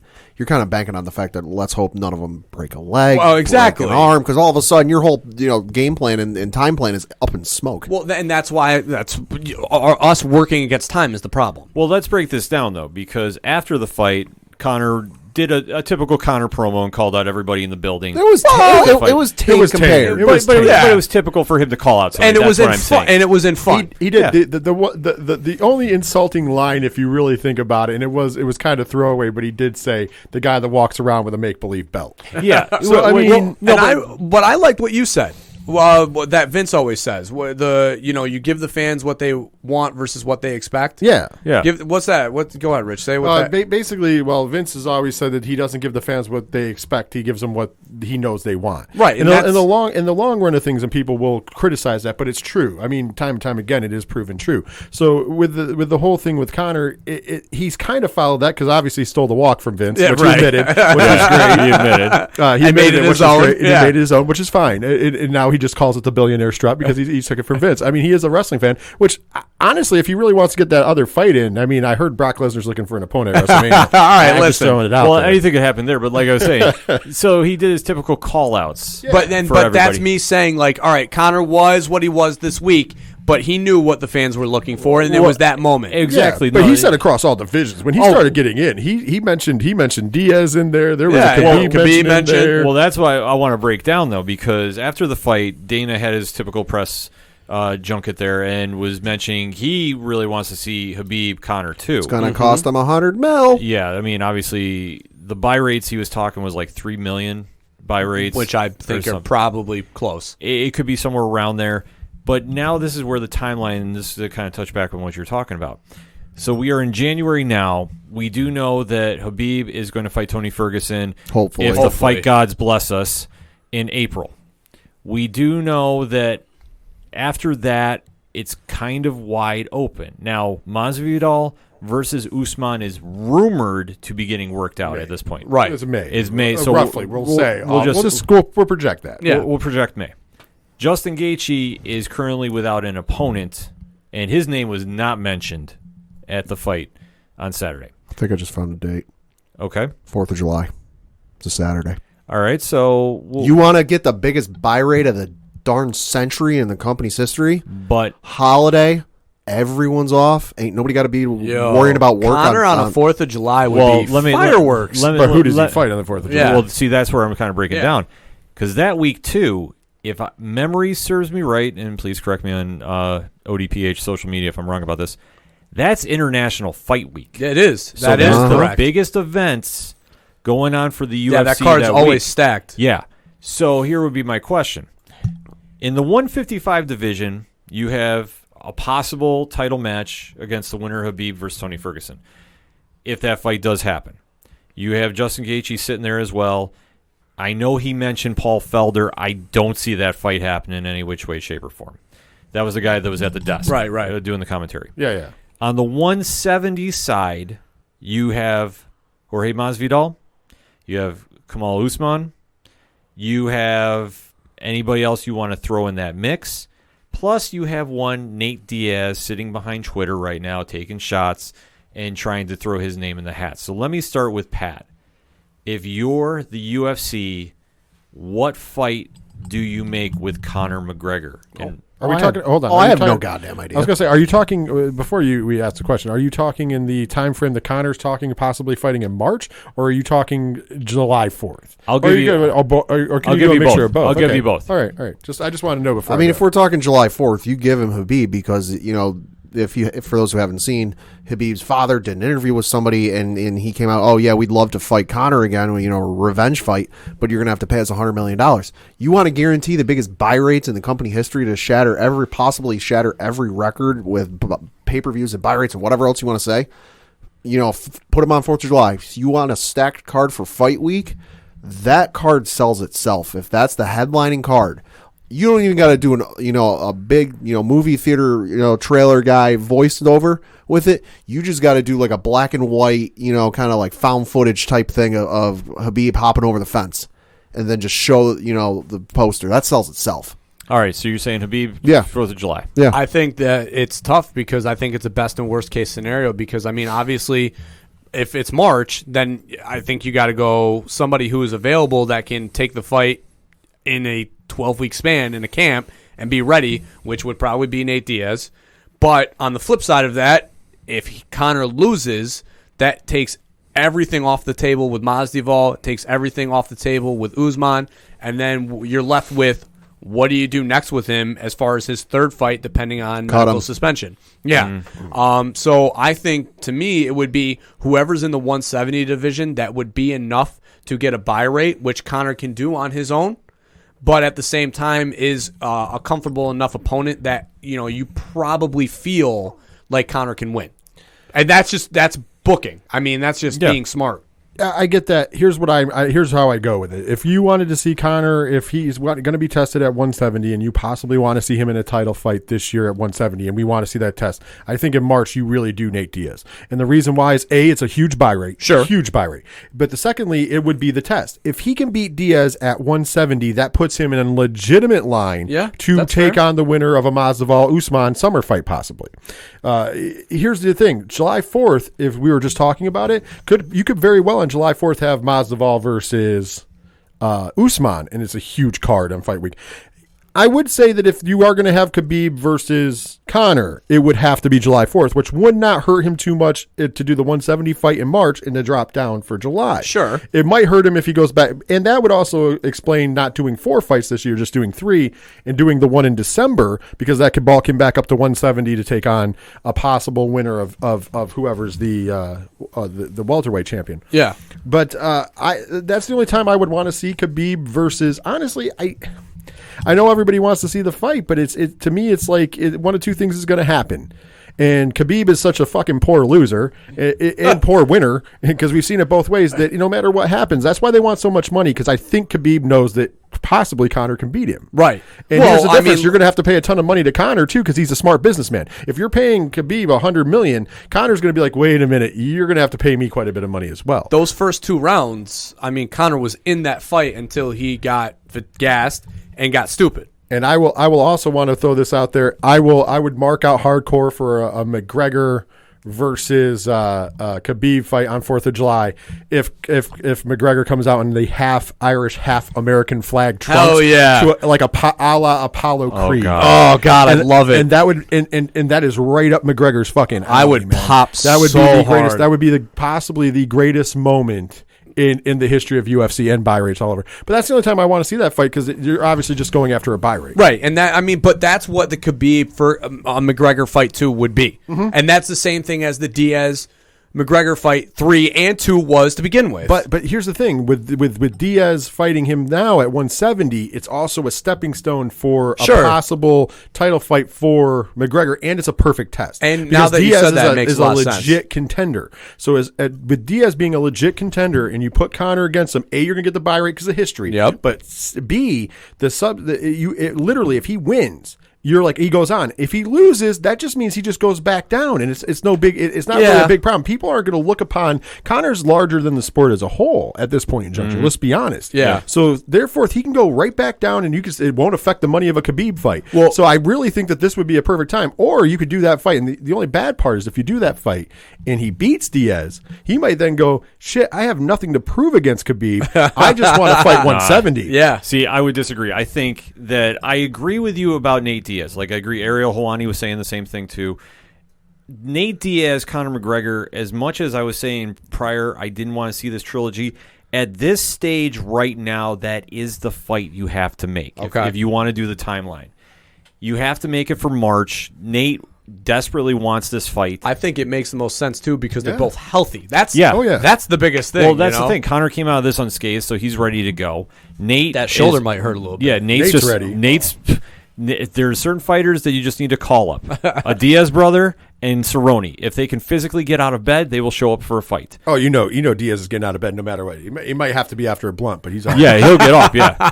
I mean, personally, I want to see him fight. I want to see Conor Nick. That is the fight I've been waiting for years. But unfortunately, I don't know if how much that is in the cards. I mean, what is Nick even doing right now? Nick is just lounging. Yeah. Nick hasn't fought in how many years now? Doesn't matter. Nick would show up. Well, I know that, but I'm just saying, it's been years. Here's the thing. I don't know if that's the case, though, because Nick has been offered to come back. Right. I don't know if he's just happy not getting punched in the face, other than his brother when he's training. I think that's what they do. Hey, brother, pop. Well, that's why that BMF fight getting stopped was bullshit, because let's be honest, I'm sure that Nick has done worse to Nate than that little cut. That little cut. He's that's nothing but a paper cut, asshole. Yeah. You should see what my brother did to me 2 weeks ago. Exactly. Well, that's the thing. Nick is just sitting around waiting for a good fight, because he is cleared to come back, if I'm not mistaken, by Nevada State Athletic Commission. Nick Diaz hasn't fought a fight in 5 years. Holy shit! As of next week. But you know what? God. But he was suspended for a while there. Yeah. Well, all right. That suspension is long since over. That was like 7 O's there on Pat's face, if you didn't see that. But either way, that was the Anderson Silva fight that was overturned. But after that, though, was but Nate and Nick are both the same type of mentality. Sure. You have to get certain fighters for them to get up. Because remember, Nate took off how many years between fights? I think the biggest thing is, and what you guys have sold me on now, is the test. Mm-hmm. Because Cerrone, as much as it was a big comeback fight, wasn't the launching pad or stepping stone, because let's face it, although Cerrone is a top 10 170 and has been for a long time, as Sonnen was pointing out in the massive amount of videos that I watched. The thing is that he isn't a title fighting 170. So I think the Diaz fight is obviously the only thing that makes sense at this point, because Masvidal and Usman needs to happen. Period. Honestly, that has to happen. Depending upon what happens in when is Usman defending against Ferguson again? Khabib against Ferguson's in April. Khabib and Ferguson's April. So I mean that's the other thing that could be a problem with the July 4th fight between Khabib.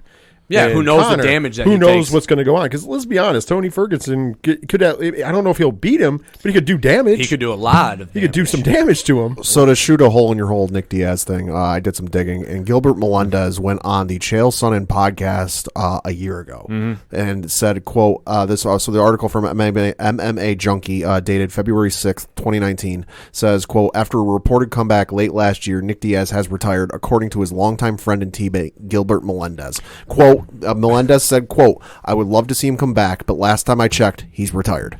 But I think he just likes smoking weed. But yeah, that's the thing. Like, if you give him enough money, he'll come out. I was going to say, that's the thing. If you gave him the right opponent and enough money, you would get him to come back. But I have a hard time believing that might even be true. And the reason I say that is because I know how much Dana White has a hard-on for Nick Diaz. Oh, yeah. He loves Nick Diaz. Right, yeah. He knows that, as a matter of fact, other than just recently when he finally admitted that Nate Diaz moves the needle, yeah. he finally admitted that, he has always said he's not his brother. He's not his brother. Right. At the end of the day, Nate is not Nick. Nick is, so he has a hard, so it's hard for me to believe that he hasn't approached him a bunch of times with big money fights and big money people. It makes it hard for me to believe. That's why I'm thinking that somehow, some way, and I'm not saying the fight's out of him, I think he enjoys more training his brother. Yeah. And the other guys in the scrap pack that are still out there fighting and sitting back and not having to worry about fights. Now, mind you, if there was a tasty enough fight, I believe he would come back. If there was somebody who crossed the line either personally, if you really want it, you book that Nate Diaz Conor McGregor fight. If McGregor beats Nate that bad, maybe Nick comes out of retirement. Yeah, Nick just the vengeance for his brother was his Kane Undertaker here. You never know, but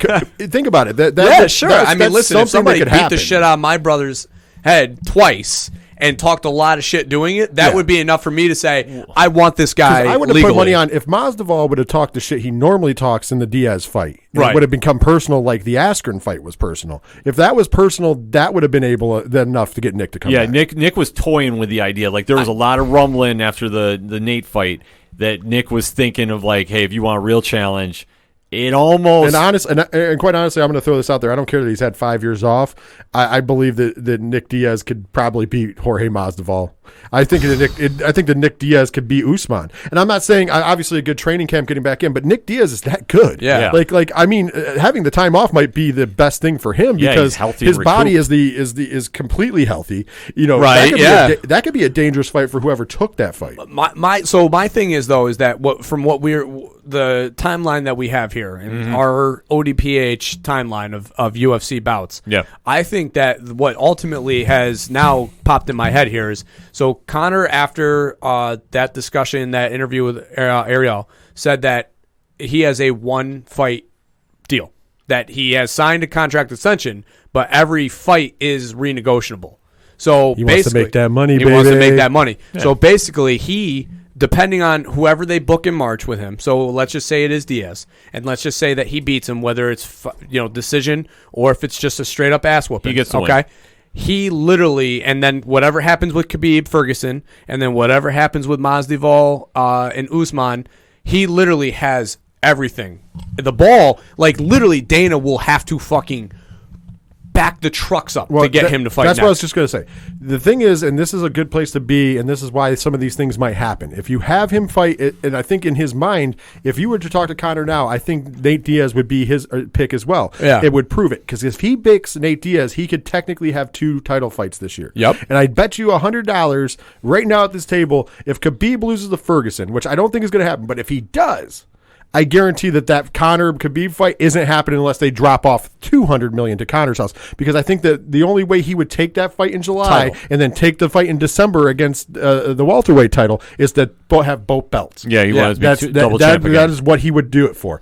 It's not going to. It would be about money as well. Don't get me wrong. All of it's going to be about money. Yeah. But at the same point in juncture, he is a guy who does. There's a part of Conor that hunts belts because he knows that if he wins them in enough divisions, it makes him one of the greatest MMA fighters of all time. time. And it puts That means his he's already name there. draw. Yeah, It puts he's his already name draw. on that title belt, and that never goes away. That's And- right. and he becomes the draw. He is. Well, not that he already isn't, the draw. Right. Not that he already isn't, but if you can keep throwing more gas on that fire, and let But that that's thing the burn. problem, though. I mean, if literally he does this, then like imagine you're Dana and Conor now has these 2 victories, and you've got 2 title fights coming up, and you're like, hey Conor, I know that you just beat Nate Diaz, you just beat Cerrone.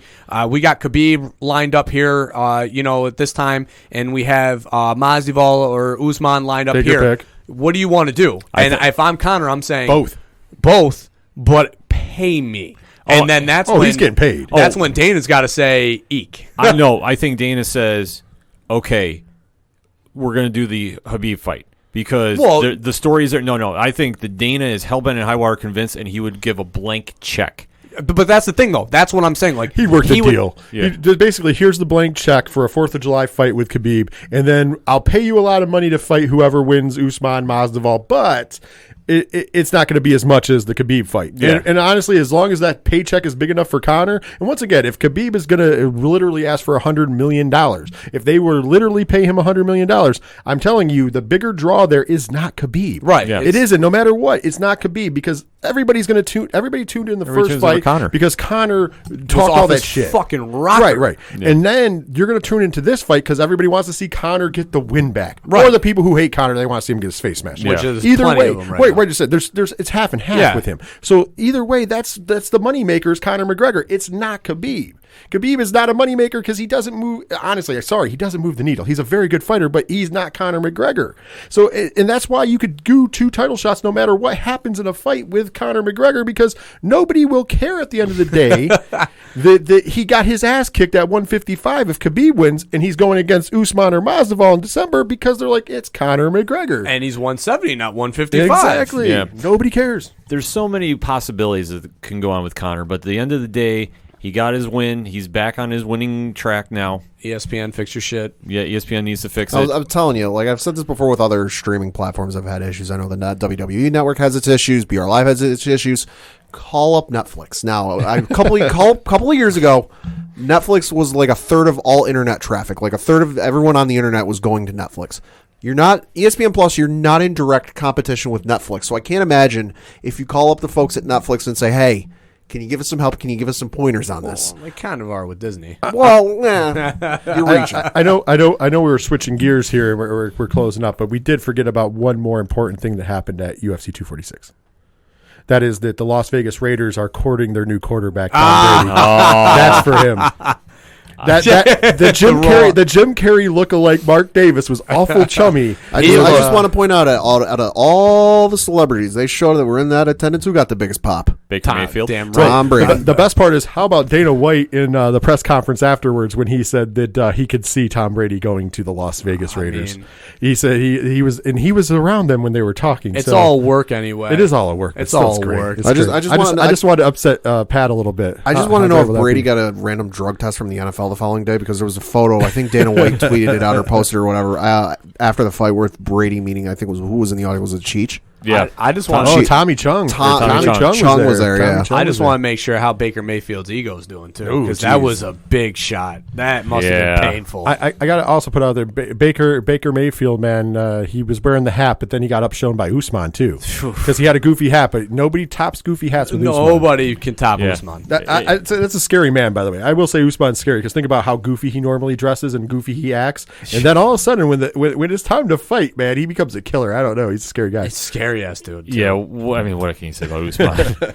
Yeah, please don't give us any smoke about this, Mr. Usman. Yo, yeah. Hey, he had his hands full on Twitter that night. So I mean, I pity that fool that decided to go provoke him, because I want no part of I don't want no part of Usman. But definitely, UFC 246 lived up to the hype of the main event. The undercard was kind of what it was. Nothing really to kind of write home about. But for Conor McGregor fans, the king is back, and where he goes from here, that's the big question. So definitely hit us up on the hashtag ODPH. Who does Conor fight next, and what did you think of the fight? Is he really back, or was this a fluke win? We want to know. We're going to take a quick break. We'll be right back. Hi, I'm Cody, And I'm Christian. and we're Nerds with Friends. Not just two nerds who have some friends. No, we're your hosts for the podcast, Nerds with Friends. We cover any topic that people can nerd out over, from TV, movies, and comics. To conventions, tabletop RPGs, and much more. Nerds with Friends comes out every Tuesday on Apple Podcasts, Spotify, Stitcher. And of course, on our website, nerdswithfriendspodcast.com. Join us every week as we confess our nerdy confessions and talk about the latest in nerdy news. And remember, you're not alone. You're with friends. This is Nerds with Friends. Thank you for listening. Now back to the show. It's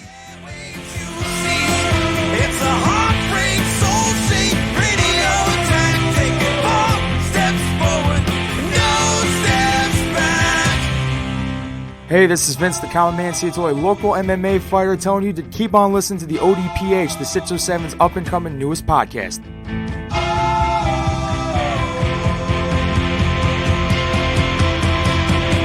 We knew right where we'd be, floating on the airwaves you see. It's a heartbreak, soul-shaped radio attack. Taking 4 steps forward and no steps back.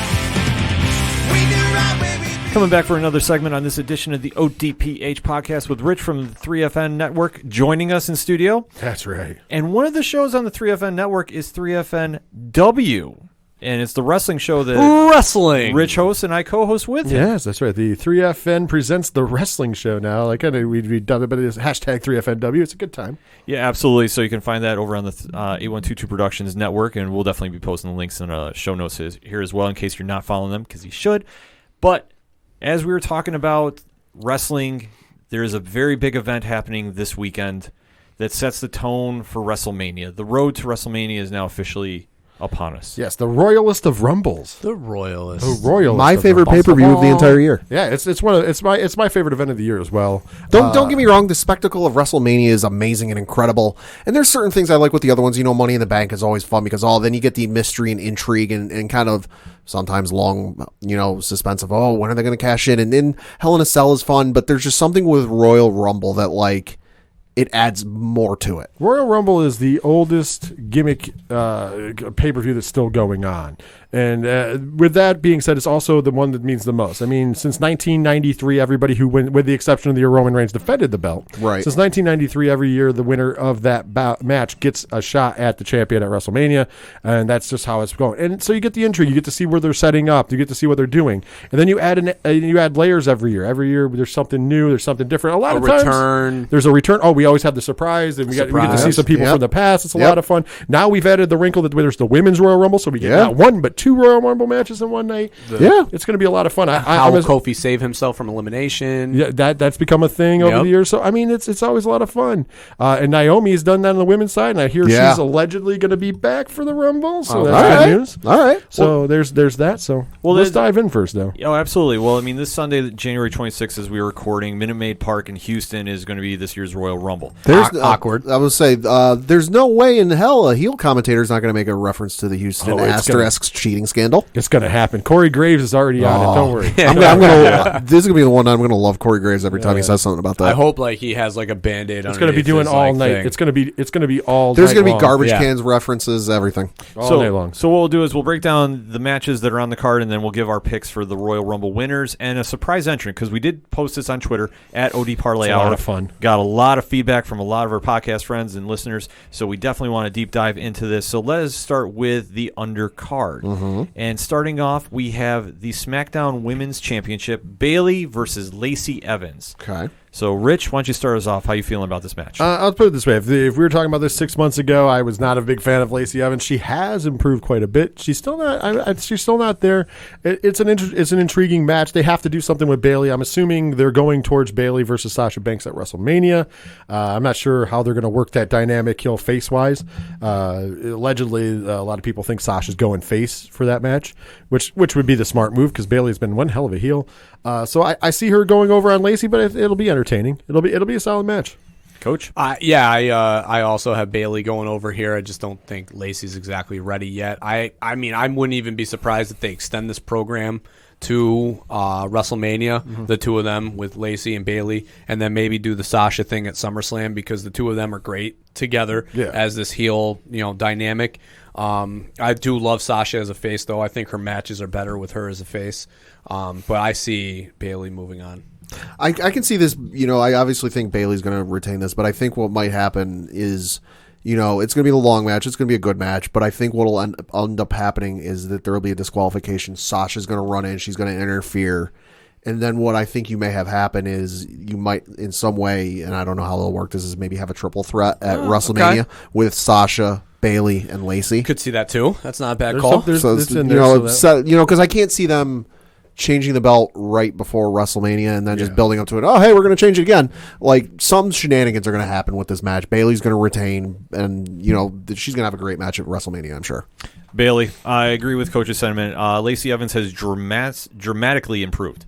Drastically improved. She's gotten better, but I don't think at the same time she's not ready yet. I agree with you, Pat. She's not there yet, but she's on the way. So I think working with Bayley will help her because obviously this past year, the whole Baron Corbin, Evans versus Seth Becky thing, I think really hurt her. And to see her come back and really kind of, I don't want to say reinvent herself, but become more comfortable in the ring in front of the main roster audience, I think has only helped. So I can definitely see that moving forward with her. Isn't it ironic that the person who went into the hottest, that feud you just mentioned, has now become the weakest link, if you will? Mm-hmm. Seth Rollins is killing it as the Monday Night Messiah. Baron Corbin as King Corbin as a heel is phenomenal. And Lacey Evans is improving every day, and she should have been a face to begin with. Yeah, right. Because I think she's doing way better as a face. But yeah, so and Becky's kind of getting a little. I don't know. Well, let's jump right to that match. How about Becky versus Asuka? It's gonna be the normal match that they have, which is usually good, unless Asuka's having one of her off nights, because Asuka does sometimes have a little bit of like timing issues, forces stuff. Yeah, there's some timing issues at times. But if they don't, they're gonna have their normal match, which will be a great match. It'll be worth watching. It's paint by numbers at this point. Becky will retain because I don't see her dropping that belt before WrestleMania. Yeah, Becky. Same. What Rich hit on a lot. I just think that Asuka with the tag titles. I don't think they want to do a dual championship right now because then what do you do with the tag titles at Mania, or do you drop them early? And what tag team in the women's division's ready to take the titles from Asuka and Kairo? So I think that it's Becky by default. I mean, I'd love to see Asuka win it again. I don't think she's really gotten a fair shake at the title since. I'm not. I fully agree. I'm not expecting her to get an NXT like run with the title at some point, but I'd like to see her get something akin to that. That being said, I don't think she's going to win at the Royal Rumble. I think Becky's going to retain, and they're going to set up for hopefully something good at WrestleMania. Becky's going to win this one. I really want to see Asuka win because I think if it goes with who I have winning the Women's Royal Rumble, I would love to see Asuka versus that one. Ooh, the intrigue. Yes. So, the tease. Yeah, but that's the reason why I don't think that's going to happen. I know, but I want to do my dream booking for this. But I'm going to take Becky on this one. And so let's go jump to, how about the match that I don't think anybody is really invested in by any which way or form? Sheamus versus Shorty G. Oh man, you gotta love that Shorty G. Yeah, you gotta love what they did with him. Talk about ruining a guy they could have booked as the next Kurt Angle. Yep, they really could have booked him as the next Kurt Angle. And just minus the broken neck. Well, yeah, and the gold medal. But he was an Olympic wrestler, so I mean, but he has all the tools to be. Kurt Angle. Oh my god, his matches are amazing, and he's a hilarious guy. Hence the reason why he's all right being called Shorty G, which is it's just embarrassing. And hopefully Sheamus just kicks his head off, and then he comes back, and they bring him back and package him the way he should be packaged. They won't package him the way he should be packaged. Let's be honest, but it's just paint by the numbers. Sheamus is just going to kick his head off. Yeah. Sheamus, easy, quick, painless. Yeah, no, it's going to be Sheamus, and this is probably going to end up being the match like I go get food for, make a bathroom break for. Smart. Yeah, this one I believe is pre-show, and for good reason. It'll be over in 2 minutes when Sheamus kicks his head off. But see Sheamus back, I mean, can only help SmackDown right now, in my opinion. Yeah. Going to the United States Championship, Andrade, who had a badass ladder match, which him and Ray tore the roof off, albeit though how Ray is able to walk, I call a miracle, and how Andrade still has mobility in his neck after the one nasty fall bump. Great match. Is facing Humberto Carrillo. I mean, it's once again the bad part about this undercard is it really does feel like a paint by numbers. Kind of it's just it feels like we have nothing for you. So here's some matches. Well, here's the thing. And I'm not going to be mad at the Royal Rumble because the Royal Rumble undercard has never been really great. There's only been a few times in history. I mentioned one on the show this past week on the wrestling show when I mentioned one of the greatest matches of all time happened in 2002 between Kurt Angle and Chris Benoit. Right. But that's a rarity at the Royal Rumble. Usually the undercard is kind of throwaway because let's be honest, we're all there to see the Rumble, and now we have 2 Rumble matches. With this, I think it's going to be a fun match because they're both really good in the ring. But they're not jumping off the Andrade horse. No. Andrade will retain. I mean, but it's paint by numbers. But it'll be a good match. I think that they probably, because I think they want to get on Humberto too. I think they want to ride this wave. So I wouldn't be surprised if it's some sort of disqualification that maybe leads to Elimination Chamber where they can lock them in a cage or some sort of gimmick match for the following pay-per-view and then, get the belt off Andrade and have him be, in a better feud going into Mania. But yeah, I think he retains here. And then goes over. I either goes over strong or by DQ, so they can extend the feud. Andrade is definitely going to win. Nothing against Humberto, but just I don't see him winning it at this point. There's going to like Coach said, there's going to be some gimmick match down the road, be it at another pay-per-view or on an episode of Raw, where he'll get his rematch and he'll probably win. But they're riding such a wave with Andrade now; they're not getting off that ship. Oh, I was going to say Mr. Flair as he is, not goddamn.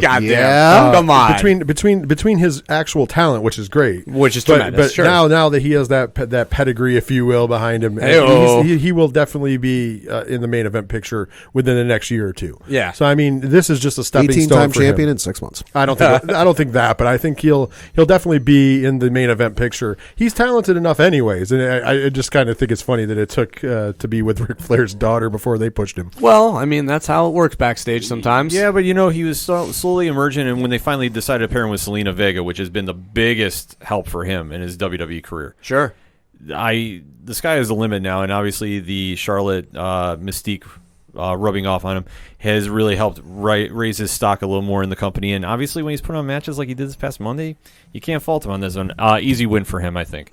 And where they go with Carrillo after that, who knows? He could probably join Seth Rollins' campus for all I'm saying. Hey, listen, everybody who is getting crapped on goes to Seth Rollins' camp. It's not a bad perfectly place okay to be, with baby. it. Yeah, it's almost like the reverse Fiend. Yes, issue. It's almost like something's going on. It's almost like, but let's talk about one more match before we get into the title match. And that is Roman Reigns versus King Corbin. Falls Count Anywhere match. Is there a better heel right now than Baron Corbin? Yes. No. Yes. Who's a better heel? I love this, Seth. I love the Monday Night Messiah. The Monday Night Messiah stuff is great. I love it because I love the CrossFit Jesus thing is already there. Yeah. And then you strap that now with the Monday Night Messiah, and he can just play in that mystique. I love that. I love the Monday Night Messiah, but let's be honest. As a guy who is a pure heel, sure, Corbin's got the pure heel down. Well, I mean, for me though, it's like with Corbin, it's he has improved and gotten better, and I do like him more than I used to. But it's still sometimes like I'm not necessarily parking my ass on the couch to watch his matches. All I have to say is his Twitter is a must follow. Yes, it is. And when he's talking about other promotions with dive, spot, neck beards and wins. His AEW commentary it's win-losses don't matter. Win-losses don't matter. I mean, I love it. I mean, let's be honest. The big dog's going over. I mean, the weird part, and this is why I got to say there's got to be something to Baron Corbin because as many times as he just gets beat by Roman Reigns. Sure. Somehow, some way, it doesn't hurt him at all. Nope. So I mean, it's just the big dog gets his win here. We'll end this feud because it's time for him to go on to bigger and better things, if you will. Yeah, it's Roman. I mean, it is what it is. It's the Royal Rumble undercard. You know that they're not going to have Baron Corbin beat Roman Reigns no matter what. The Usos will probably be involved somehow. Mm-hmm. Baron Corbin's court will be involved in the somehow. court's going to interfere, and the Usos will defend. Come make the save, and here we go, some schmaz finish.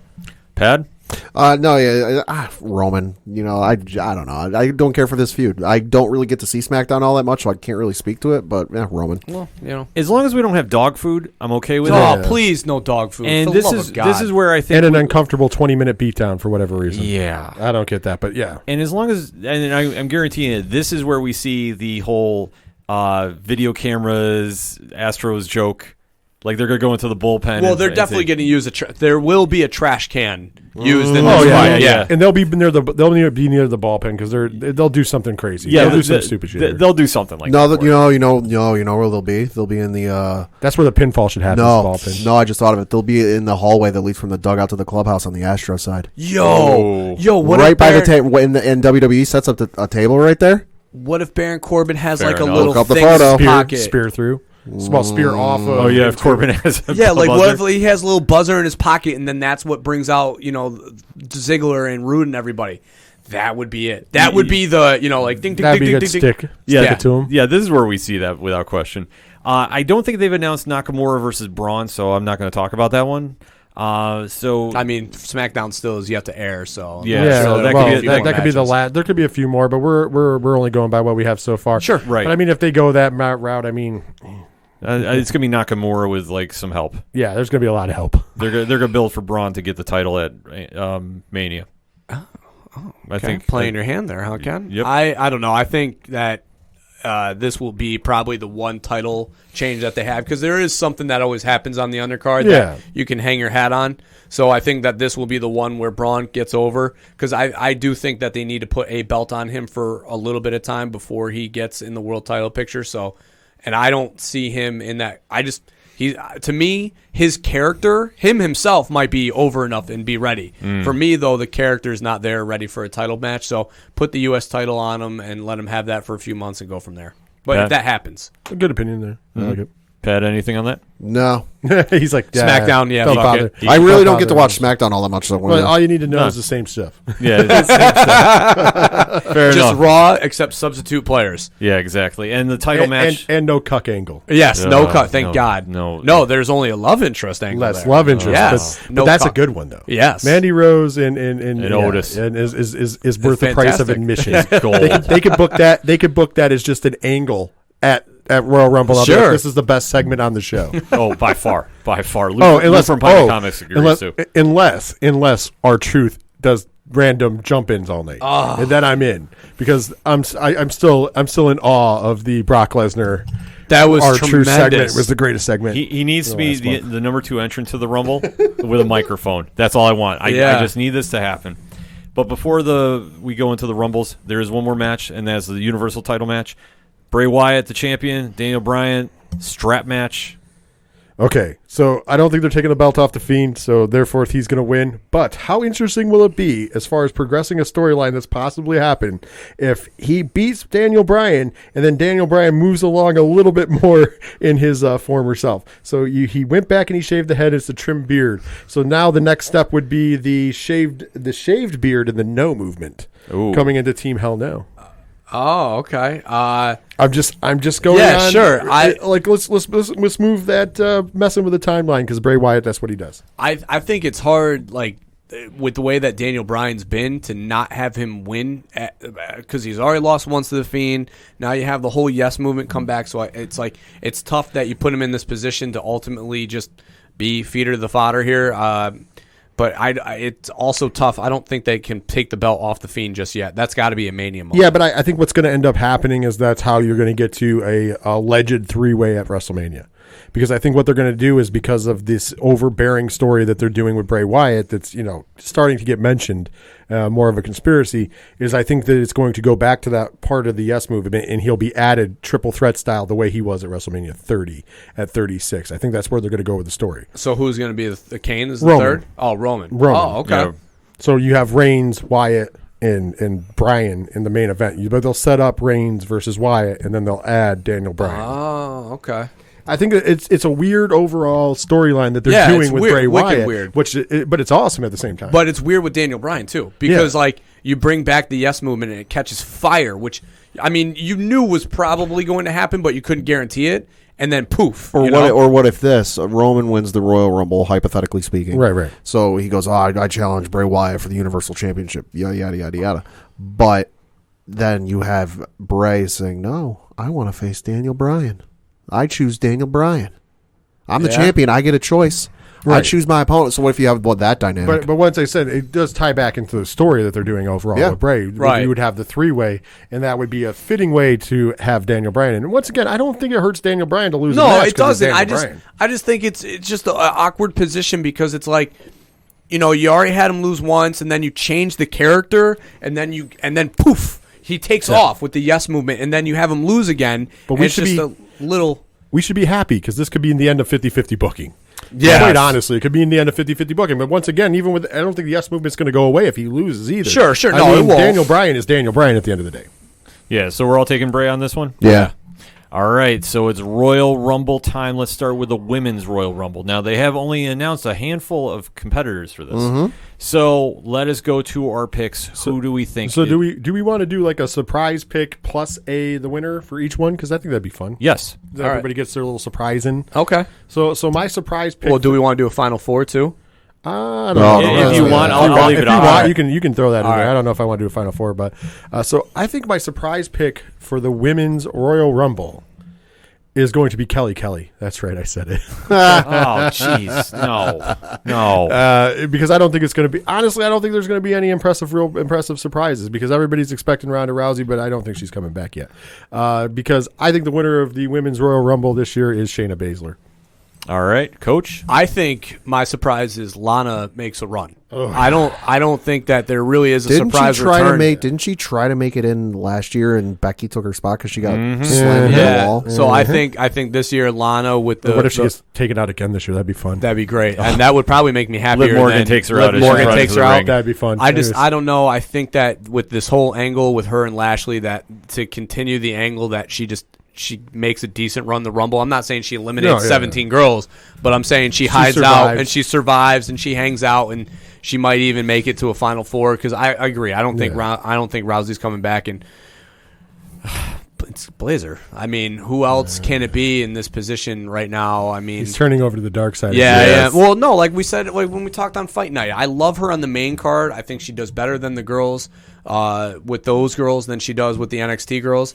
And I mean, obviously, Rhea Ripley now has the title, so she's definitely not in a position to do it. Which I think she could ultimately become, Raw or SmackDown champion at some point too. But I think it's got to be Blazer because I think her time on NXT is up. Right on. I think Shayna Baszler is absolutely going to win. She's kind of sitting in limbo, as it were, right now. We haven't really seen her since she lost the belt on NXT. As for my surprise return, I think we're going to see Paige. Oh. You look at some of the interviews she's done and some of the times in recent weeks that people have asked her about it. She's been very cagey. She hasn't come out and said, "No, I'm not doing it. I can't because of my neck injury, this and that." She's played it very close to the chest, and just the way, maybe I'm reading too much into it, but you look at some of the stuff she said and you go, there might be something there. Yeah, that's not a bad pick. I fear I might piggyback with that. I fear for the venue we're watching at if that happens and what Nostradamus does. Yeah, I don't want to be around Dog when that happens. Dog will mark out like nobody's business. For those who don't know, Dog is a very big Paige fan. Yes, like super Paige fan.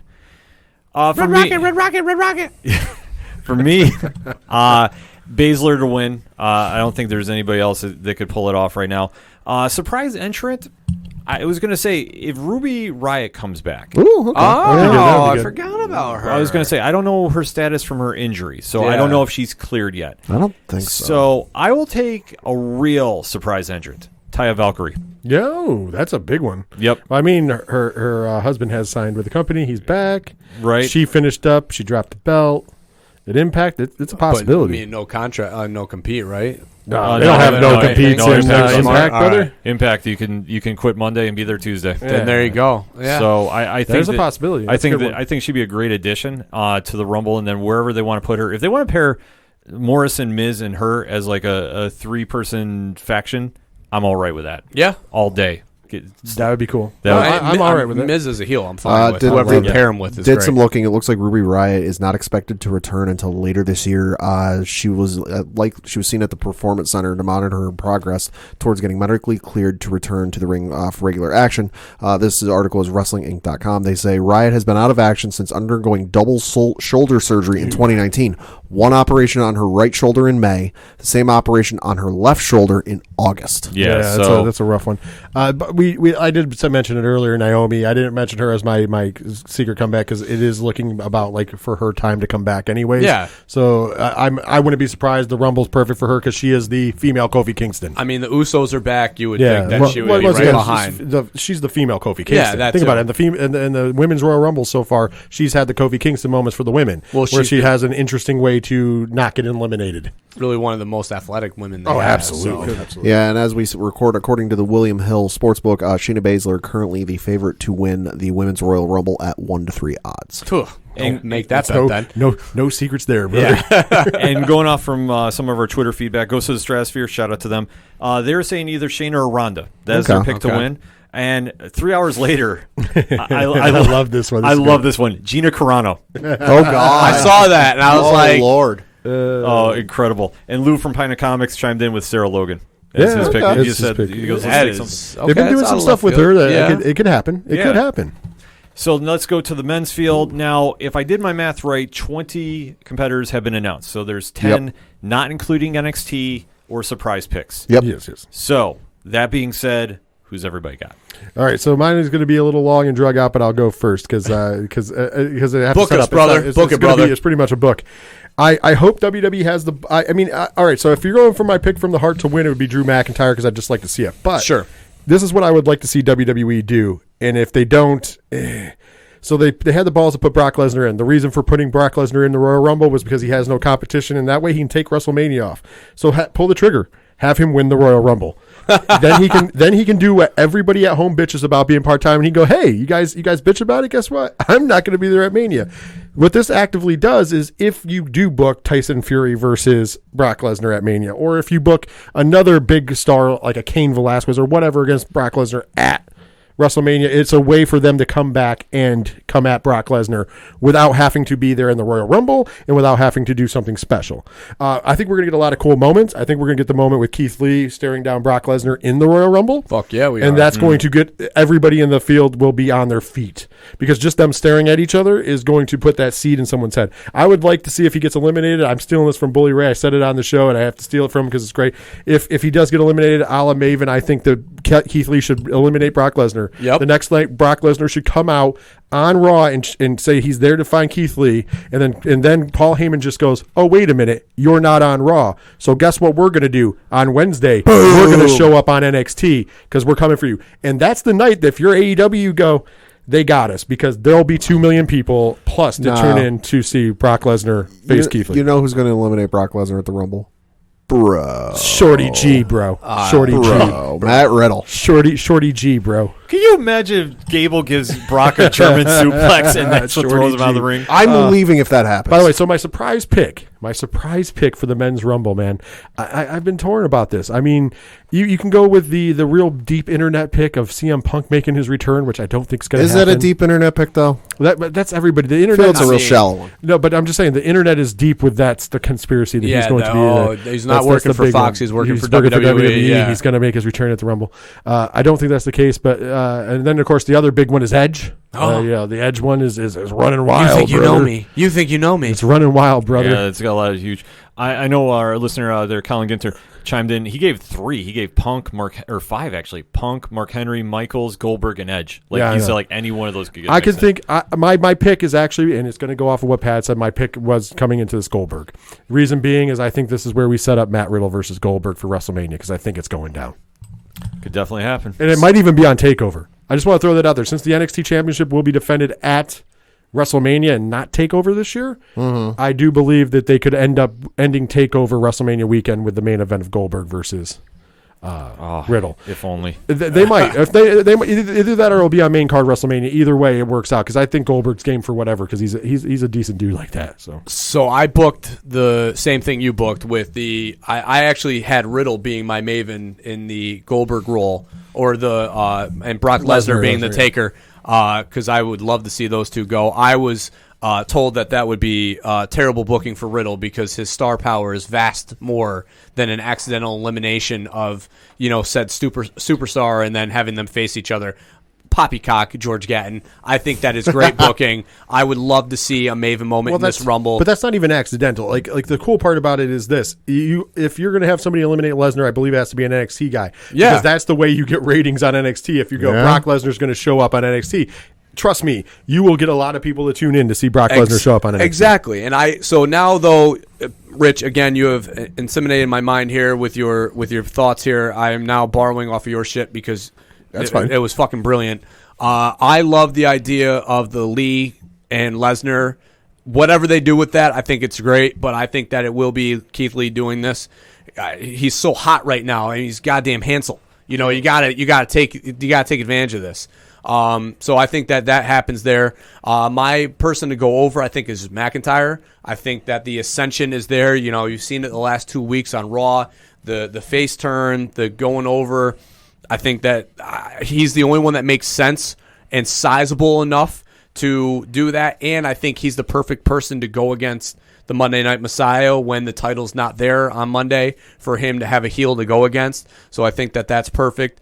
And honestly, I love the Goldberg Riddle shit. You just blew my mind off of that. So I'm picking Goldberg now to be my surprise entrance. I had an inkling, especially with what Goldberg's been saying lately, that he's been interacting with people and Roman Reigns, you know, doing the drop there, which I don't think was on accident. Like, why else would he randomly select a Goldberg moment to come at a fan? So I think that was, purposeful. So I think Goldberg is going to be the one that is the surprise entrance.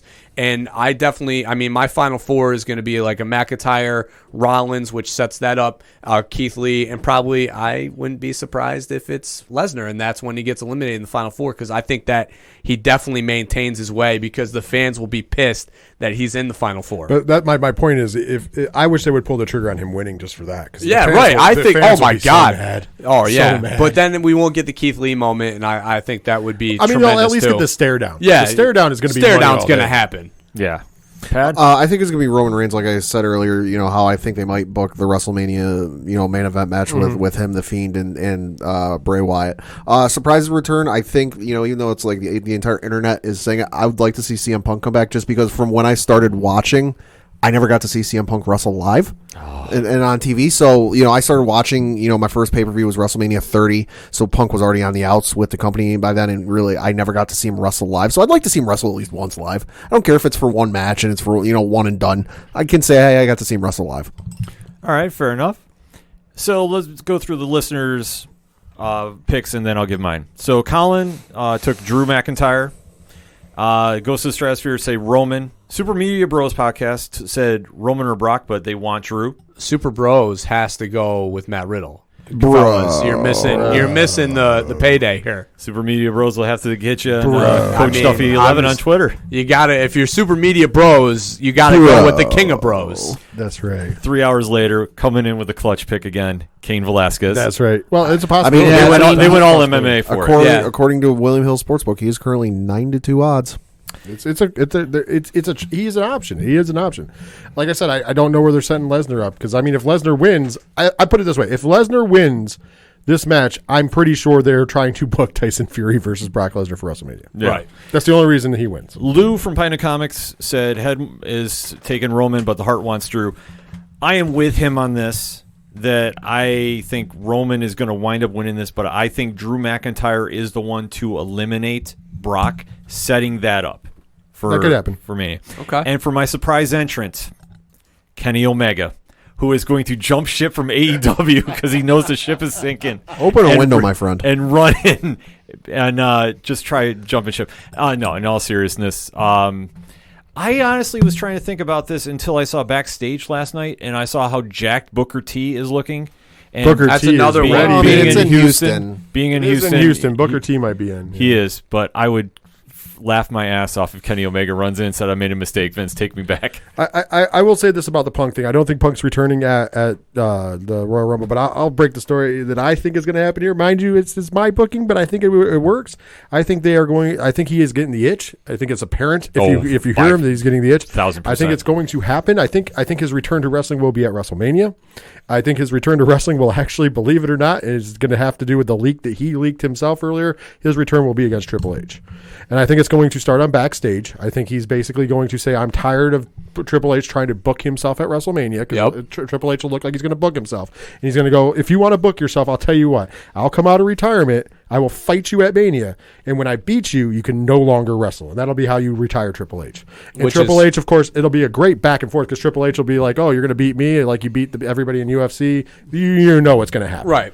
And it works for itself, and then you end up with that match, and that will fast forward, and then I think Punk will become a more regular asset to the company, and I think that'll culminate with a year from now either winning the Rumble or setting himself up for the main event spot at WrestleMania, because that's the only way he'll come back. And they guarantee him a main event. And it makes perfect sense because he doesn't need to actually do the shows, because he can just keep doing the Tuesday night show. Yeah, a lot of storylines going into this Sunday. But if they do that, they cannot play Cult of Personality until Mania. In other words, if he meets Triple H at NXT or Raw or SmackDown to do whatever, to just have him come through the crowd or come out for the counter or whatever. Have him come out to Kill Switch Engage. Well, no, I wouldn't have him come out to music at all, because I think the first time you play that, if he does come back, is at Mania. So the first thing you hear is the opening to Cult of Personality, and the crowd loses their mind. Because it would feel like more organic and real if he's just coming through the crowd, just being like, I'm here. Because I don't work for this company. Yeah, because I don't work for this company. I work for Fox. So you can't queue up my music because I'm not an employee of yours. I'm not here. I bought a ticket so I could come here and challenge you face to face. I challenged you on Backstage. You didn't have the balls to answer me, and I'm here face to face. So just put the unsanctioned tag, because Triple H,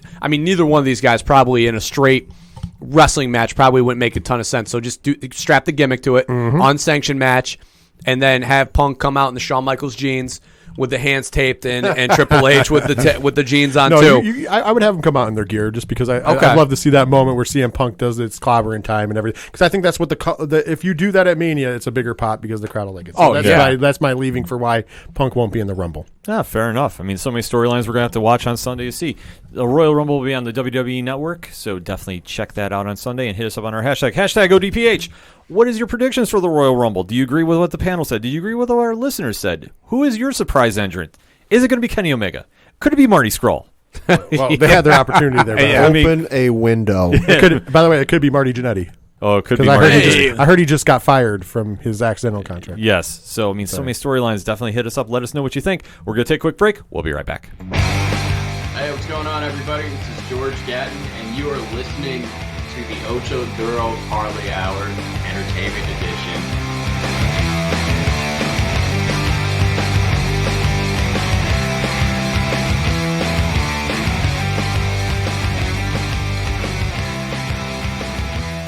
Coming back for the final segment on this edition of the ODPH podcast with our guest panelist, Rich from the Three Fat Nerds podcast. So, Pad, why don't we start off that local minute, shall we? Well, local minute, we normally start off with Binghamton Devils news, but hey, we got some Binghamton Rumble Ponies or Binghamton Rumble Ponies related news. Okay. Interesting little news. Former Binghamton Rumble Pony manager Luis Rojas is close to being named the new manager for the New York Mets. So, for those of you who got to see him coach down here in Binghamton, he, of course, coached the Binghamton Rumble Ponies for the 2017 and 2018 seasons, and in 2017, he led the Rumble Ponies to a playoff berth. He's going to be going into his 15th season with the New York Mets organization. So definitely a guy who, makes a smart move on their part, knows all the players, knows everybody coming up, and it has that familiarity and that connection with them. So congratulations going out to him. Because Beltran got fired. Yep. So, congratulations. As he should. Yeah. So congratulations to Luis Rojas. Moving on to the Binghamton Devils, looking at their games from last week, they won their game on Wednesday against the Cleveland Monsters by the final score of 5-2, and then broke their winning streak going up against the Lehigh Valley Phantoms, losing by the final score of 4-1. Switching to their games they have coming this week, they have one game, they have a game going on Wednesday, January 22nd, at the Utica Comets, which is going on as we record.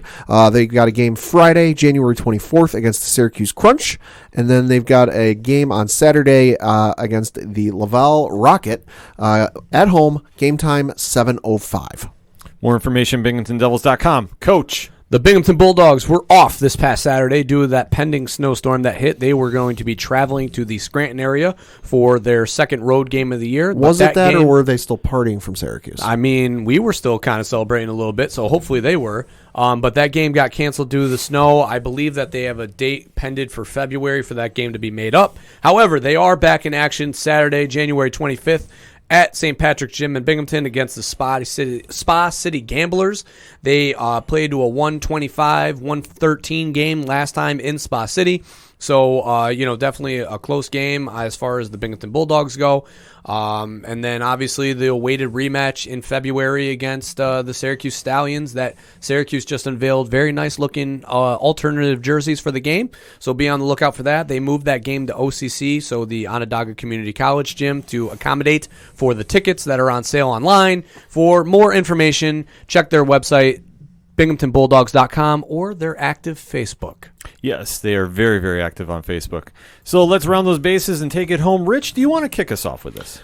Sure, why not? Because I guess I have the least serious and more fun one. Because I want to give my shout out this week to the most despicable town in sports history. That's right, Philadelphia, Pennsylvania. I mean, and mind you, I want to say this all. If there's any Philly listeners, that I love Philadelphia. It is the most wonderful, beautifulest, dirtiest, horrible town in the United States. But I heard it's always sunny in Philadelphia. I love Philadelphia.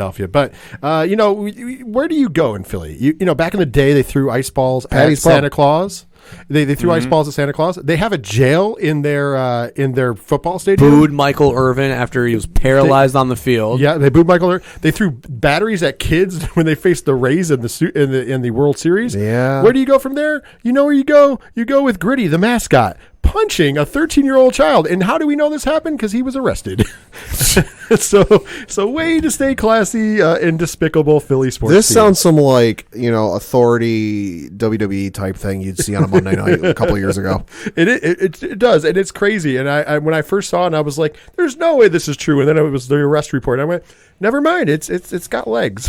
When Rich was telling me about this, I'm like, I have no words. Where do you go from here? I got nothing. Yeah, it's like I said, it's the most despicable sports town ever. But I love the town; it's great. I love it. Oh, the city's great, but yeah, sports wise, it's a little tough. Pad, what you got? A couple of baseball things, although none of them depressing and overbearing and anger-inducing. Interesting story came out today. According to a source that told ESPN, Major League Baseball is going to be testing computerized camera system for balls and strikes during spring training games this year, a.k.a. robo-umps.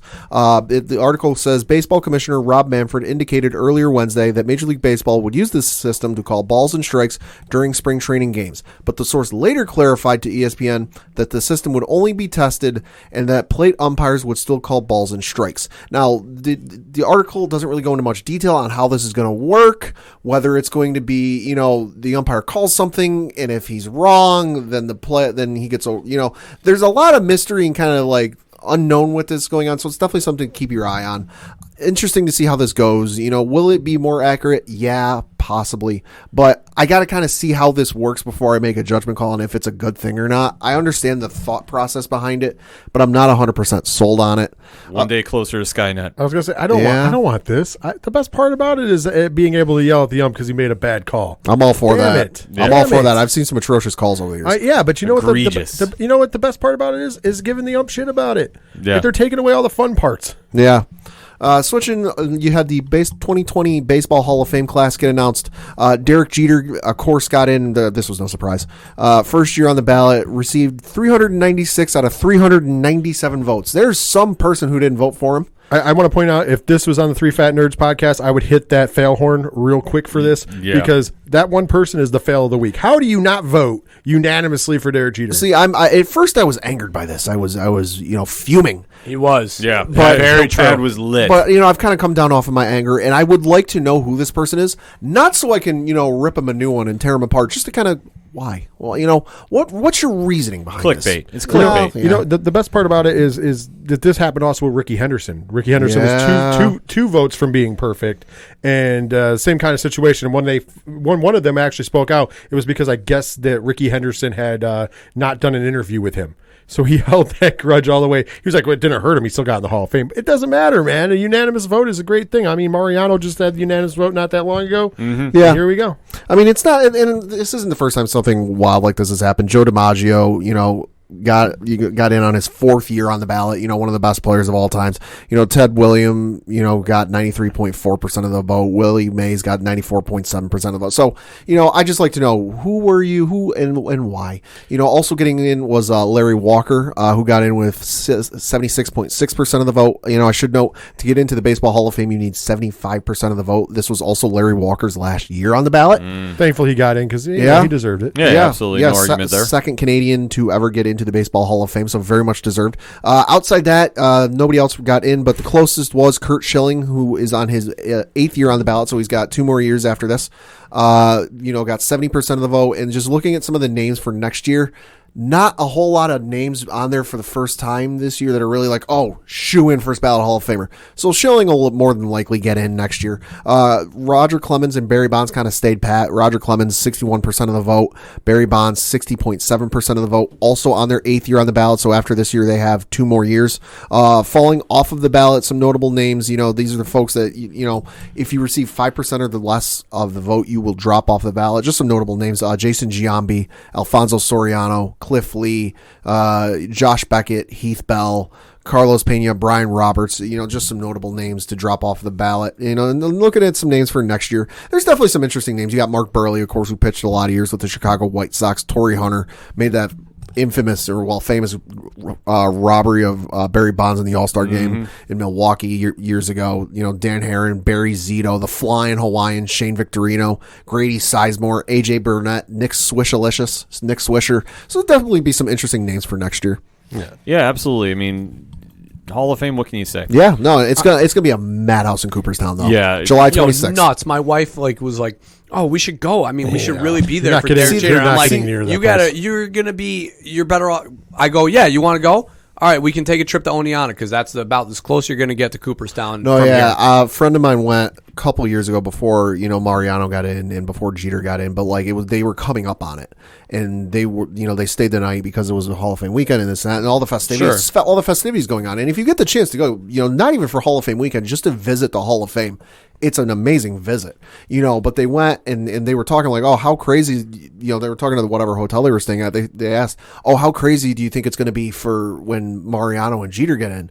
And the person running the desk said, we're already getting people booking for those years. So people have been booking these hotels like 2-3 years out. Hey, my last time at the Hall of Fame was this past summer, or actually past October. I went with Courtney Gaines from Children of the Corn. That's what he wanted to do. Oh, really? So I went and hung out with him all day at the Baseball Hall of Fame. It was a lot of fun. I need to go back. I haven't been in probably over 10 years. Yeah, it's a lot of fun. I need to go.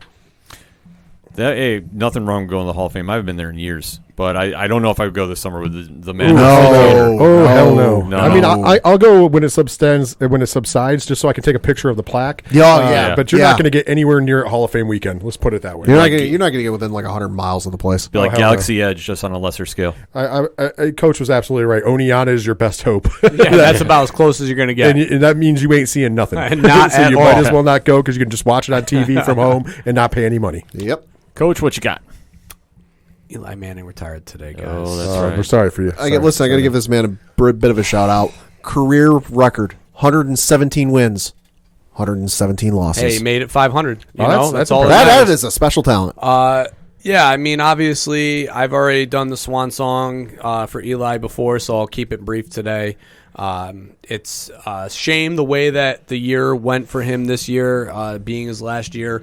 But, I mean, all the accolades and all the things that he did, I mean, without him, I would not be able to celebrate 2 Super Bowl victories that I was raised as a young child thinking that would never happen. I mean, that was what was instilled in me as a youth, that I would never see the Rangers win a Stanley Cup. I would never see the Giants win a Super Bowl. I'll never see the Knicks win an NBA one championship. of those is happening. And some of those things have happened, thank God. But you know what? I just that's how I was brought up. So when it does happen, I enjoy it that much more. And I mean, the 01 Super Bowl, I had such a bad taste, and then 07 happened, and it was amazing.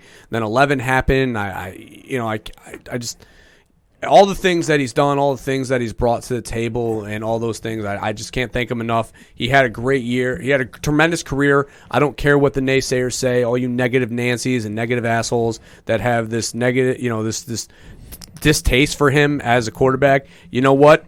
Without him, you wouldn't have 2 Super Bowls to celebrate. So get off your high horse. Understand that he was a great quarterback on some pretty shitty teams, and he did everything that he could do to help this team win. And you know what? Not only that, but he was a tremendous person off the field, and that doesn't get enough credit. And lastly, and I'll wrap it up with this: he was the originator of Omaha. It was not Peyton, you sons of bitches. It was Eli was the first one to start doing Omaha, and then Big Brother Peyton did it. So everyone, oh, Peyton, why are you saying Omaha? And, of course, Peyton being the older brother took all the credit in the world for it. You dishonest mother of her. I know it was Eli who started it. Give credit where credit's due. But in all seriousness, thank you, Eli, for everything you did. Good night and good luck. No, I mean, congratulations on a great career. Eat shit for 2 of those years.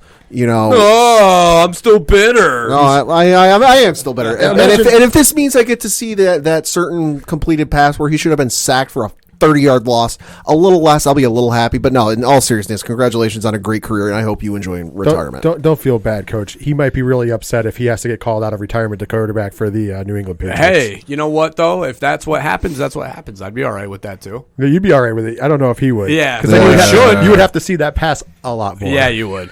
I don't even want to envision that. No, I mean, salute to Eli. You did your thing, and you won some Super Bowls, and you beat the Patriots. Right. So for me, I'm very happy. I know Pat doesn't like seeing it, but my favorite Manning brother. Damn right. The hell with Peyton Manning. Yeah, well, I mean, Bronco. Overrated. Clap.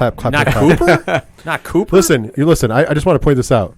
Peyton Manning, overrated. I'll say something that makes Pat very, very happy. Tom Brady's the GOAT, so just calm it down with the... Listen, I bear no ill will towards Peyton Manning. Yeah, he whooped our butts in a couple AFC championship games, but we whooped his butt a lot more times. Yeah, well... I bear no ill will towards Peyton. Well, one guy's got a perfect record against them in games that matters, and that's all that matters to me. There was that one year that it was one giant loss, correct? That's right. Hey, this magic moment, that turned everything around, baby. That game against the Patriot was the catalyst for the run to the Super Bowl. If they don't play that game, balls to the wall, and lose by 20, I don't think they make that run to the Super Bowl. I'm going to send you Charlie Weiss pictures every hour for like a week. I will just not answer your text. You'll still see him on your home screen. That's right. He's going to get so many burner accounts just to make this. Yeah. I'm going to set up a bot that tweets it to you like every second. Oh, my God. I will not be happy. Oh, that'll be amazing. I kind of want to see this happen. From a distance. Yeah. From a very safe distance. Yes. Someday I'll have to go into why he makes me so angry, that Charlie Weiss. I'll have to write up. He'll have to be a happy mood. You know, be a happy mood. We will have to put that behind a Patreon wall. Yeah, actually, no, I got an idea. The reason, the time that he can do it, and this will give you the out. When the Knicks win the NBA Finals, the coach will finally tell you why his hate for Charlie Weiss is so strong. Oh, a live mic that night will be out of control. Because think about it, it'd be the perfect time to do it right when the Knicks win. So then he'll be nice and drunk, and he'll just go right into it. Go right into it, right? Just go right into it. That's good. That right there is good podcasting. Oh man, you know what? I was going to go with my around the base, but I don't think I could top that. I really don't. Because all I was going to say is the NHL All-Star Game is this weekend, January 24th, 25th. Hey, watch it. Turn it on. It's on NBC. Definitely watch it. Yeah, 3-on-3 hockey is a lot of fun. 3-on-3 hockey is a lot of fun. I mean, hockey's been very good this season. The Rangers have been showing some improvement. A lot of the young talents coming up. I know Panarin's out and Kreider's in for him for the All-Star Game. Henrique is in the same position as Eli, so it's very serendipitous that was the segue. But Igor is up now, so we'll have to see what he can pull off. And Krastov, any minute now. I mean, I know he's in Hartford, so at least the building blocks for the future are there. But Panarin's been earning his keep, and you know what? I have to say the future is looking bright for the Blue Shirt Nation. So what can I say with that? Rich, why don't you tell our listeners where they can find you? Oh, where can you find me? You can find me most times at Dragon Master Games. That's a cheap plug there.